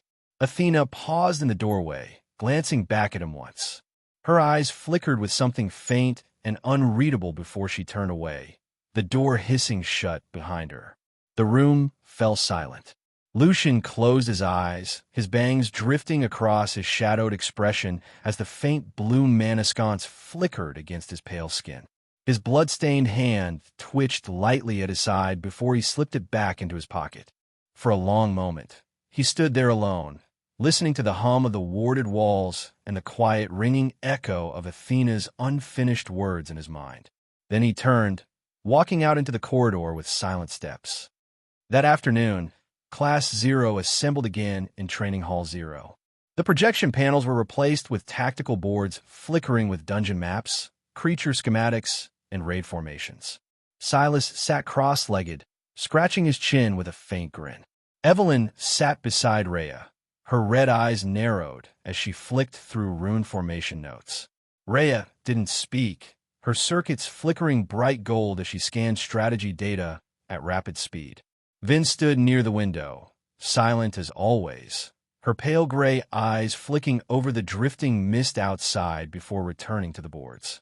Lucian sat at the back, elbows resting lightly on his knees, half-lidded eyes unfocused as the hum of the mana vents pressed softly against his ears. The room buzzed with quiet tension. They all felt it. The coming storm. Eway/nav/ll.com. Silas cracked his knuckles, grinning wide. Zenith weak, huh? He muttered, his deep voice rumbling across the polished floor. Let's show them what monsters really look like. Rhea flicked her golden gaze to him without a word, before returning to her data streams. Evelyn shivered faintly, her flickering lightning orb pulsing brighter in her trembling hands. Vin remained silent, her gray eyes drifting briefly to Lucian. He didn't move. He just sat there, his shadow stretching long across the polished black stone, drifting bangs shadowing his half-lidded eyes as the quiet hum of the vents pressed against his calm, empty breathing. And in that silent hall, as the class prepared in quiet anticipation, Athena's unfinished question rang faintly in his chest like a silent bell, a question that would remain unanswered until the world was ready to hear it. The training chamber buzzed faintly with energy, the ceiling high and lined with strips of white light that pulsed like slow heartbeats. Class 0 stood in formation at the center, their uniforms creased and clean, boots spread shoulder-width apart, faces tense but focused. The polished black floor reflected the glow from the room's walls, every step echoing with soft weight. Lucian adjusted the glove on his right hand quietly, keeping his half-lidded gaze on the instructor in front of them. Athena stood at the front, arms behind her back, dark uniform hugging her frame with military precision. Her hair was tied up as always, eyes sharp, voice calm. She walked slowly across the line of students, boots clicking softly against the reinforced floor. You've all been briefed on the structure of Zenith Week, she said, tone flat but firm. You're no longer rookies. The outside world will see this as your first real performance. Nobody replied. The silence wasn't fear, it was discipline, or something close to it. Athena stopped in front of Rhea. Teamwork, she said. Coordination. Split-second decisions. I want each of you to be able to rely on the others without hesitation. No solo hero bullshit. Rhea nodded without a word, brushing a strand of hair from her face. Athena moved on. We'll be rotating combat pairs today. Simulated enemy raids. Mana suppression zones. Real damage. You'll heal after. She didn't need to say more. They all already knew the risk level was higher now. Lucian could feel it in the air. The subtle shift in Athena's presence. The way her gaze lingered on him for half a second longer before she turned away. Class 0, she said. Begin warm-up drills. Start with resonance sinking, then move to reflex compression. You have 10 minutes. They moved without waiting for further instructions. Lucian stepped into a circular pad as it rose slightly from the ground. The system kicked in with a hum, lights forming a dome around him. His reflection mirrored him across the surface, 5 of them, each a half second ahead or behind. The dome flashed. He moved. Sidestep. Twist. Elbow. Reverse palm. His own echoes attacked him with randomized delay shifts. His body responded without thinking, instincts cutting through the simulated noise. He folded space lightly with his steps, keeping his balance precise. The echoes sharpened, almost overlapping now. Strike. Flicker. Guard break. Then sudden darkness. He closed his eyes and activated chronosense for a moment. Not a full rewind, just the residual thread of awareness. The false attack came from behind. His palm lashed out. A chime rang in the dome. Sync complete. Lucian stepped off as the pad retracted. His breath was steady. His heart rate barely moved. He looked to the side.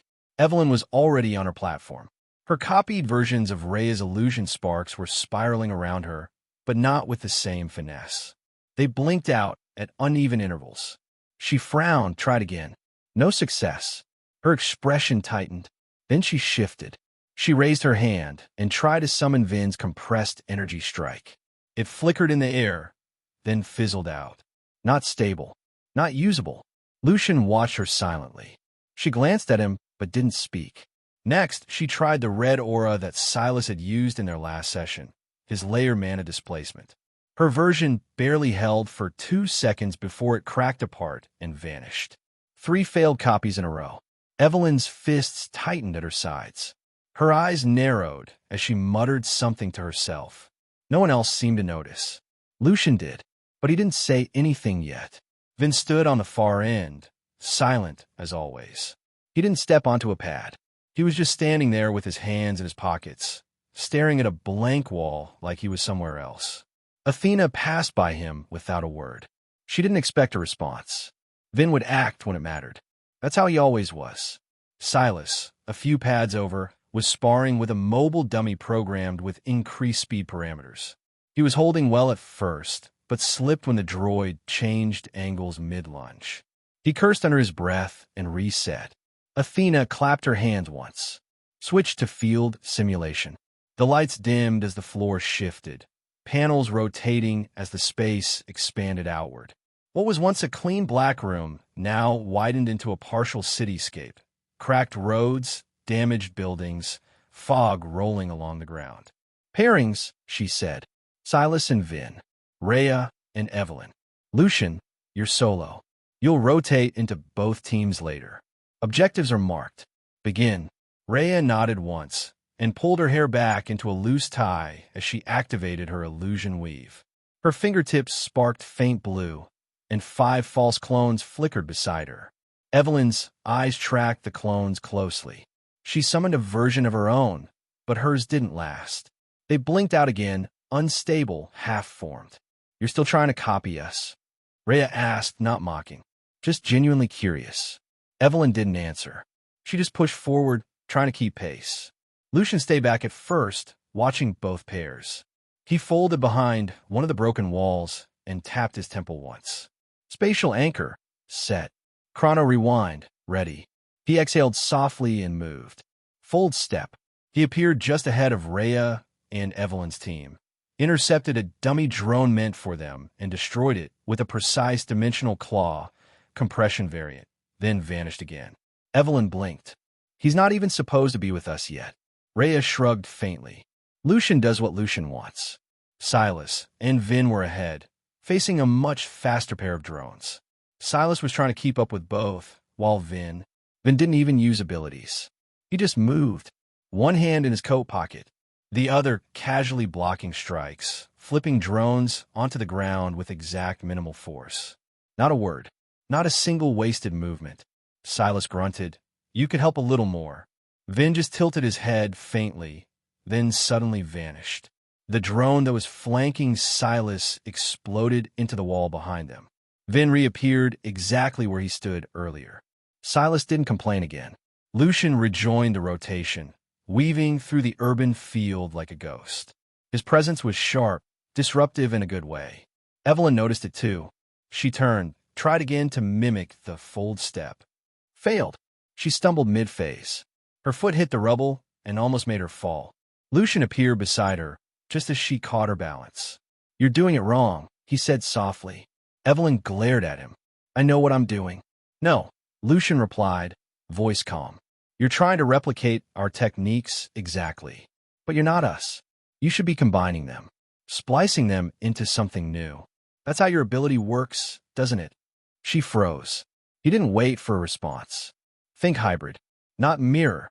Then he vanished again. Evelyn stood there in silence, her brows furrowed, processing what he'd just said. Rhea moved past her and whispered, "He's got a point." Silas called out from the top of a broken tower, "Next wave's coming." Athena's voice rang through the chamber from the upper platform. "Simulated enemy count increasing. Mana sync limiters active now. Let's see how you adapt." Lucian folded back behind cover. His chest rose and fell slowly, bangs drifting across his half-lidded eyes. The air shifted, and then they came, more drones. Smarter, faster, coordinated. Class 0 didn't flinch. The real test had just begun. The second wave came in hard. Drones shot out of the rising mist like wolves, sleek frames clicking over the cracked pavement, sensors blinking red under the dim training lights. They weren't basic anymore. These moved with real tracking, real speed, advanced behavior code. Close to live combat. Lucian didn't blink. His eyes stayed half-lidded calm, hands loose at his sides. One blink. He moved. A flash of blue light, and he was gone from his spot, full step, reappearing behind one of the incoming units. A clean arc of compressed force cracked across the drone's midsection. No wasted motion. No sound. Just metal splitting open and sparking as it hit the floor in two twitching halves. Lucian turned before it hit the ground. He didn't break pace. Slipped forward again, each step light, deliberate. Two more drones tried to flank from his side. His finger twitched. Spatial knot. The air around them distorted. The floor warped for a second. Both drones halted mid-charge, twisted violently inward, and collapsed. He exhaled once and stepped through the mist. Farther left, Rhea was handling her own with no flash or tricks. No clones, just clean illusion weaving, the kind that didn't rely on numbers, just confusion. Her footwork was sharp, each step placed like she knew where the enemy would go before they did. One drone lunged, its blade arm whipping toward her neck. She stepped offline. The edge passed clean by. Then she shifted her stance and pushed forward, her hand glowing faint blue. Not a blast, not an explosion, just enough distortion to blind the drone's sensors. It stumbled. She spun once and drove her knee into its side, then finished it with a precise mana burst to the core. Clean hit, minimal flare. Rhea didn't need to show off. She looked ahead. Another two closing in. She didn't flinch. Evelyn, a few meters to the rear, was trying something else. No more copying technique by technique. She'd stopped pretending to be anyone else. Instead, she merged it. Her own kinetic base wrapped around traces of the light and fire she'd mimicked before. It was rough. It didn't hum like Rhea's, but it held. She pulled it tight and launched a spinning arc forward.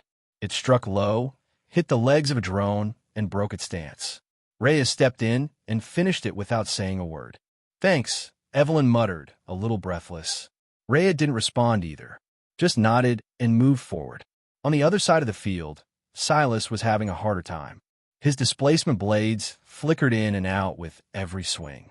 He managed to keep two drones busy, but they were pushing harder than before. The moment he staggered, one dove low and nearly clipped his thigh. Then it exploded mid-lunge. Vin was still standing where he always did, hands in his coat pockets, eyes dull. He'd moved once. That was enough. Silas didn't complain. He just steadied his breathing and reset. Athena watched them all from the upper platform. Eyes sharp, arms folded. She said nothing, but she didn't need to. Her gaze stayed on Lucian for a moment longer than the others. He hadn't been touched once. His mana hadn't even dipped. His movements were calculated, surgical, not showing off, just efficient, lethal if needed. When the next drone lunged from the shadows behind Evelyn, he didn't even look. His arm rose lazily. Dimensional Claw shot out in a curved line and split the machine clean through. It dropped behind her in pieces before she even noticed. She turned, blinked once. Lucian was already walking away. Then the system changed. A new presence dropped into the field. Taller, thicker armored plating. A low hum vibrating through its core. Not a basic drone, an elite class unit. Heavier, faster, meaner. It stepped down like it knew it was stronger than everything around it. Athena finally spoke. Elite class introduced. Handle it. Lucian stopped walking. He tilted his head slightly, then smiled just barely. The unit locked onto Rhea first. She didn't run, just slid back to bait its first swing. The impact cracked the pavement, dense, wide-angle sweep. Rhea sidestepped and sent a rapid pulse at its core. Didn't pierce. Harder shell, she muttered. Lucian was already moving. He fold-stepped above it, flipped once, and came down directly onto its back. He didn't use claws, just pressed one hand against the armor. Spatial anchor, lock.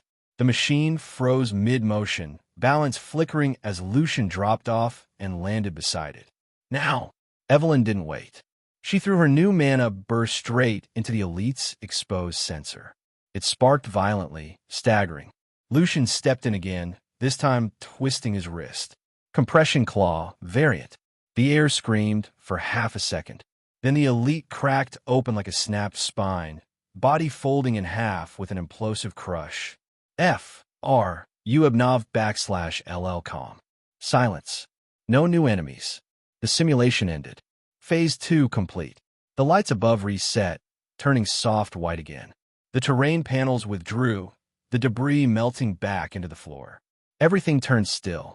Athena walked down from the upper platform without a word at first. Her boots echoed on the clean floor as she passed each of them. "You'll get review files later," she said calmly. "Use them. Figure out your gaps." She looked at Evelyn. "You stopped mimicking." Then at Rhea. "Clean execution." She passed Vin without saying anything. Finally, she paused next to Lucian for a moment, said nothing, then walked off toward the exit. Just before leaving, she spoke without turning around. "Tomorrow is combat against real opponents. Class 13, Class 6, ranked matches. Don't embarrass me." The door slid shut behind her. Rhea sat on the edge of a pillar, hair damp from sweat, cooling down. "You know she was watching you the whole time, right?" Lucian shrugged. "She watches everyone." "No, she watches you." He didn't reply, just leaned against the wall and started peeling off his gloves. Evelyn sat on the floor, eyes still on her hand where her mana spark was slowly fading. "That elite class thing," she said quietly. "You broke it like it was nothing."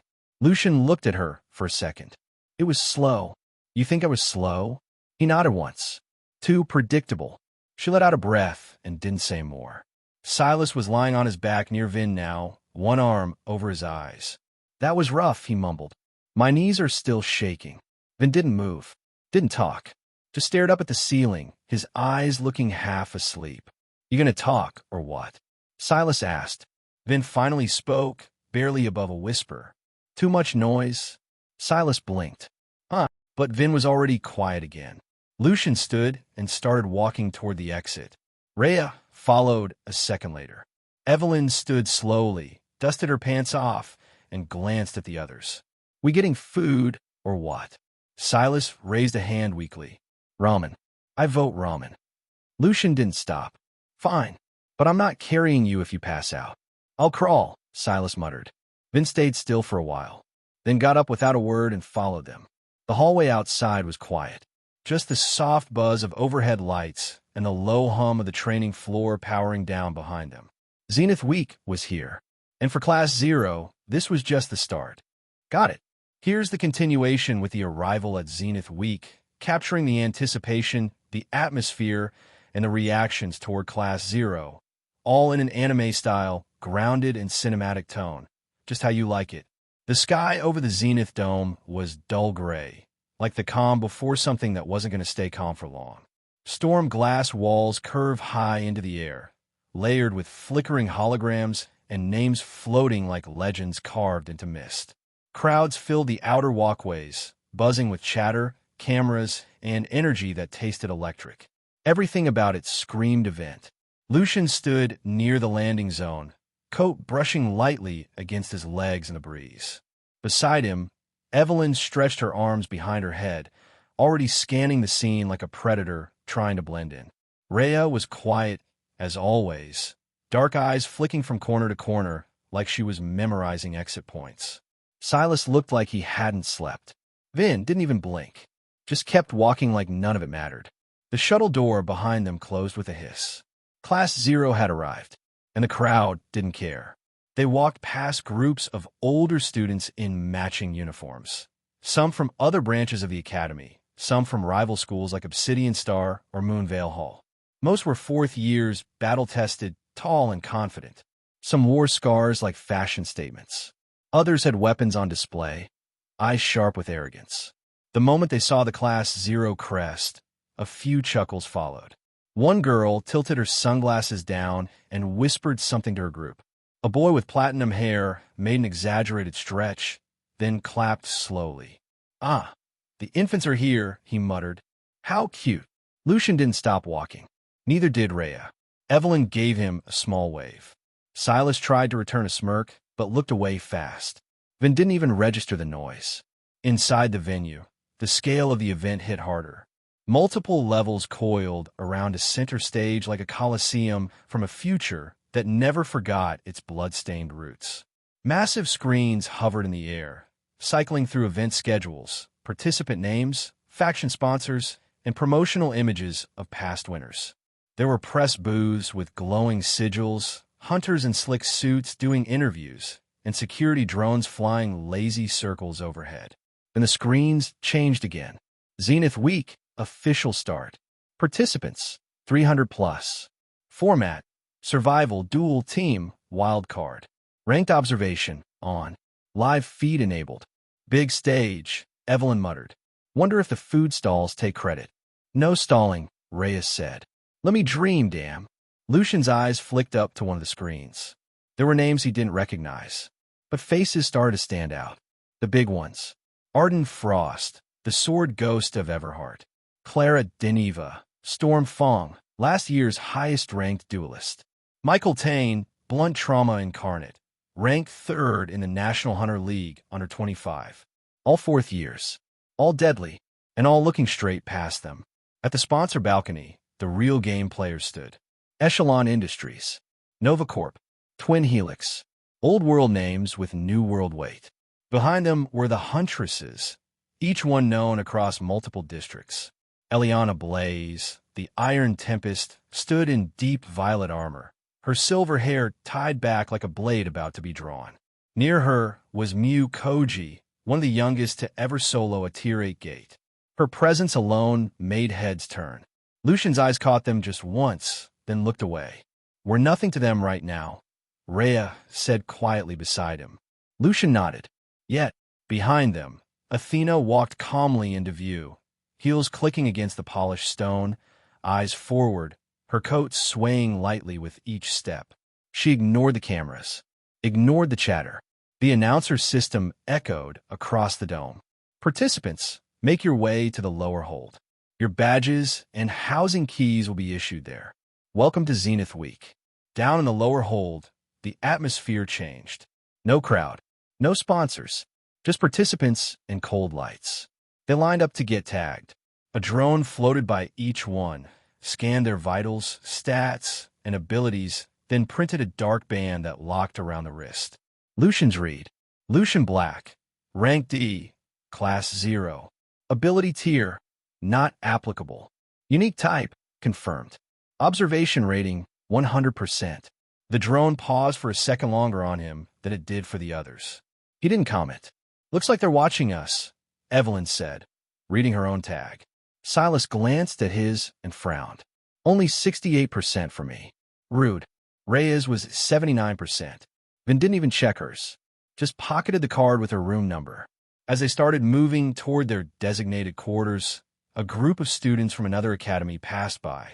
One of them stopped in front of Evelyn, eyeing her wristband. Class 0, he said, mock confused. Didn't realize the academy was handing out invites like charity. Evelyn tilted her head.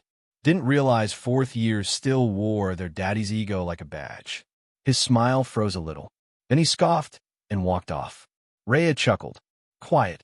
Dangerous. They don't know you, Eve. They'll learn, Evelyn muttered. As they entered the housing corridor, the energy shifted. Students from other academies peeked out of their rooms. Some whispered. Some just watched. There was no warm welcome here. No one cared that they were first years. No one cared how clean their executions were back in training. This was Zenith Week. And in this place, power spoke first, not reputation. Lucian glanced down at his wrist again, then looked toward the end of the hallway. The others were silent behind him, but he felt them. Athena's voice echoed faintly from the overhead system. All classes. Rest tonight. First stage begins tomorrow at 0900. Prep accordingly. Lucian turned once, eyes drifting across the group. No speeches. No prep talk. Just quiet steps as each of them split into their assigned rooms. Outside the arena, the sponsors watched closely. My money's on Frost, one of the men from Echelon said, sipping his drink. That black kid, though, Miu Koji murmured. He doesn't move like a first year. Eliana Blaze didn't say anything. She just watched the footage replaying Lucian folding an elite drone like paper. then leaned forward slightly. Let's see what happens when the gloves come off. Zenith Week had started, and Class 0 had just entered the deep end.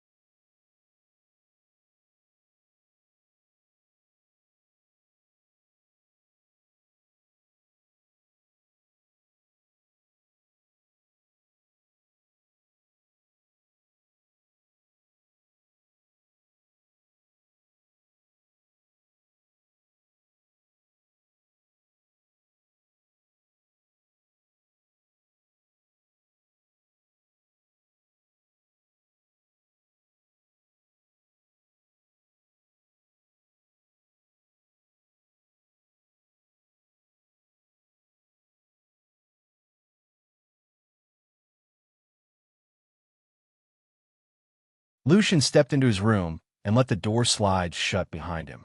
The quiet clicked into place like a weight settling on his shoulders. Everything inside was neat and cold, standard issue. One bed, a desk, a charging panel, and a high-res screen embedded into the wall. Nothing fancy, nothing personal.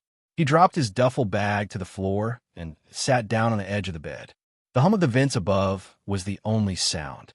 System, he said under his breath. There was no flash, no sound cue, just a screen that quietly bloomed into view before him. Welcome, Lucian Black. Status, D rank, level 3. SP, Infinity. Current assets, unrestricted access. Query, is there a way to increase the rank of my teammates? He asked, his voice low. Confirmed. Rank advancement modules are available. Core infusion type, ED. 500 SP/DC, 2000 SP. Core modules can be installed externally or implanted via proximity pulse. Target consent not required. Lucian leaned back a bit, staring at the flickering panel. They weren't weak. That wasn't the problem. But he was starting to see the shape of what Zenith Week really was. It wasn't just duels or challenges. It was exposure, ranking, influence, survival. And dragging others through with dead weight wasn't going to work. He didn't think they were dead weight, but they were still E-rank. Silas had talent.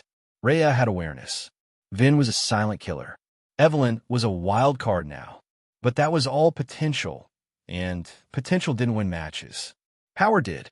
By 4C rank advancement cores, Lucian said calmly. Processing. ED rank complete. DC rank complete. Cores available. 4. Deploy method. Proximity pulse, he replied. Set delivery for midnight. Inject while asleep. Stealth protocol. Confirmed. He shut the system down with a flick and exhaled, rubbing the bridge of his nose. This was the real beginning.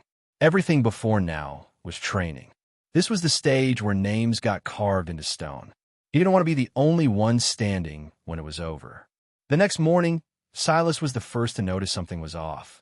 He rubbed his wrist like it itched. Anyone else feel weirdly awake? Evelyn stretched. Yeah, like my body's humming. I thought it was just adrenaline. Rhea didn't say a word, but her fingers flexed slightly like something had clicked into place inside her muscles. Vin was staring at her hand like she'd just realized it wasn't the same weight as before. Lucian was leaning against a pillar, arms crossed. Silas narrowed his eyes at him. Okay, what did you do? Lucian gave him a slow look. What makes you think I did anything? Because you're smug as hell right now, and you're not the smug type. Evelyn tilted her head. Did you drug us? Lucian scoffed. No. Then what? Rhea finally asked, eyes narrowed. Lucian shrugged. I hunt monsters at midnight. Got some things. That's not an answer, Silas said. It's the only one you're getting. They stared at him for a beat, then at each other. Rhea tilted her head. You're a weirdo. Lucian smirked. And now you're all stronger. Silas opened his system and blinked. Wait, I'm C rank. Evelyn checked hers. Her jaw dropped. No way, how? Shoot, Lucian cut in. We got a tournament to focus on. Don't get distracted. The arena buzzed that morning. Everyone lined up in tight rows as the names for the first team matchups were flicked across the air screens like cards being shuffled. There was a distinct change in how the others looked at Class 0. Something was different. The vibe had shifted. People couldn't put their finger on it, but their eyes lingered longer now. Something had changed. Even Eliana Blaze, watching from the upper level, tilted her head slightly at the new stat readings. "Those four weren't C rank yesterday," she murmured. Koji sipped her drink. Someone pulled some strings. Eliana just kept watching the boy with the black coat and sharper-than-average silence. Back at the prep zone, Evelyn rolled her shoulders. Her body felt new, smoother, faster, like her muscles remembered something she hadn't learned yet. "Okay," she muttered. "This is insane." "You're welcome," Lucian said, walking past. "Still not saying where you got it from?" she called out. He threw her a glance. Midnight raids. Old habit. Rhea stood beside Vin, her gaze sharp as always. She didn't ask anything, but she looked at Lucian just a second too long. He didn't blink. Inside the dome, the lights dimmed. A single pillar of blue light flared up at the center stage. The voice of the announcer cracked through the space like lightning. "Round 1. Commence." Lucian took a breath. No tension, no nerves. This was his rhythm, his game, his world. He wasn't worried about himself anymore. He made sure they could stand too. And now the world was going to see all of them, Class 0, powered up, sharp, and finally ready. The deep end wasn't deep anymore. It was just water. And Lucian? He learned to swim in something worse. The fight in the arena kicked off like a spark catching oil. Two squads clashed in a blur of energy and footwork, ability flashes lighting up the dome in streaks of blue, red, and gold. The crowd leaned forward, every cheer louder than the last. But Evelyn wasn't watching the show for the spectacle. She stood near the back, quiet, eyes half-lidded, arms crossed. Something was wrong. No, different. She could feel it in her skin, like static crawling under her fingertips. One of the students on the field swung his arm, and a jet of wind blasted out. Evelyn blinked. Just for a second, her body copied it. Not fully, but the motion was there. The force, the feel. And then the student leapt, his entire body coated in ice armor. Evelyn's breath hitched. Again, her fingers tingled. Her arms flexed. The ice responded. Not from effort, not from focus, just presence. "What the hell?" she muttered. Rhea glanced her way, but said nothing. Evelyn wasn't paying attention to the battle anymore. Her attention was internal. She could feel the way her core, her ability, had shifted. This wasn't how it used to work.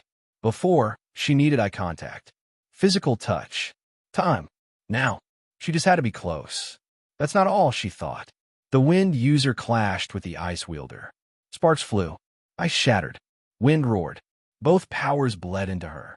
And for the first time, Evelyn didn't just copy them. She combined them. A small pulse of energy swirled in her hand. Cold but fast. Sharp but fluid. Not wind. Not ice. Something new. Something more. A jagged stream of frozen air coiled between her fingers like it had been waiting to exist, as if her body had known how to form it long before her mind had. She closed her hand slowly. It vanished. "Lucian," she whispered under her breath. She turned her head slightly, and there he was, watching the same fight, arms folded, face calm. Like he knew. Like he planned for this. Evelyn's jaw clenched. "When did you figure this out?" She didn't ask aloud. Instead, she stepped forward a little, letting herself soak in the aura of everyone around her, abilities sparking off like embers, traces of magic key, whatever flavor their gifts took. They were all open to her now. "Merge," she thought, closing her eyes for a second. A fusion of stone and light formed briefly in her palm. Dense, radiant, like a star inside a gem. She opened her eyes again. It faded. The fight ended. Cheers erupted, but Evelyn didn't move. She just smiled quietly to herself. It wasn't about copying anymore. She was evolving, and somehow Lucian had unlocked that in her. Whether on purpose or by accident, she didn't care. All that mattered now was what she could do with it. The crowd was already roaring before the names, even locked on the holographic screen above the dome. Class 0 versus Nexus 4th Unit. A stir went through the stands. Class 0? Against them? It wasn't a fair match. At least, that's what everyone thought. Nexus 4th Unit, top-ranked seniors from one of the satellite academies. Trained killers with real-world field ops under their belt. Their squad leader, Tress Raukin, had taken down a C-rank Hydra-type beast on his own last semester. They were elite, untouchable. The Nexus team stood at the far end of the arena, already stretching and smirking like they were about to crush some first-year bugs. Tress stepped forward with that ugly half-smile, running a hand through his jet black hair. Didn't know they were letting children play in the big leagues today. Lucian didn't respond. He just slid his jacket off one shoulder and kept walking until he hit the middle line. Beside him, Vin was quiet like always, but the slight twitch in her, I said enough. Evelyn cracked her knuckles. Silas adjusted the gloves on his fingers. Tress kept running his mouth. You sure y'all are in the right arena? The nursery's that way. Lucian didn't look at him. You finished. Tress was about to say something again, but Vin flicked her fingers, and his mouth vanished. Literally. Just gone. The crowd gasped. Tress stumbled back, slapping his face in panic. Muffled, gagging noises came from his throat as he clawed at nothing. One of his teammates rushed to him. Yo, what the hell? What did you? Too much talking, Vin said flatly. He was boring. Even Lucian gave a small nod at that. The announcer didn't stop it. The system didn't flag it. The match had already begun. In Class 0, they were already moving. Silas was first. His body lit up faintly, golden threads pulsing under his skin like sunlight weaving through veins. The clouds above parted slightly as if drawn to him, and with a low, thudding sound, he lifted off the ground, smooth, no strain. He flew. It wasn't flashy. It wasn't even loud. It was just precise, controlled. Then he shot forward, breaking the sound around him. The enemy tank moved to block him. Big guy, plated armor skill, looked like he could eat bricks for breakfast. Didn't matter. Silas hit him like a solar bullet. The guy's armor cracked in a flash. He was launched across the dome like a rag doll and slammed into the barrier hard enough to leave a dent. Silas didn't stop. He spun midair, landed with one hand on the ground, and launched himself toward the next. Evelyn was already in play. She stood still as two Nexus members rushed her, one with dual flame daggers, the other manipulating kinetic spheres like mini comets. She didn't copy. Not this time. Instead, she merged. Wind and flame burst around her arms as she slammed her fists together, creating a cyclone of burning pressure that expanded in a blink, launching the first attacker back. The second tossed a comet, fast, unpredictable, curving. She stepped into it, then through it. The air shimmered as she bent the force around her, absorbing the movement and flipping it into a pulse that slammed the attacker into the floor. It wasn't mimicry anymore. It was something new. Meanwhile, Reyes stood still in the eye of the storm, eyes half-lidded. One of the Nexus students had cloaked himself, turning invisible. The kind of stealth even sensors couldn't track. Didn't help. Reyes' eyes flicked left. Behind Silas. Silas didn't hesitate. He twisted midair and kicked downward. The invisible enemy dropped to the ground with a sharp grunt. Visible now. Face contorted, wind knocked out of him. Reyes' mind wasn't just sharp, it was everywhere.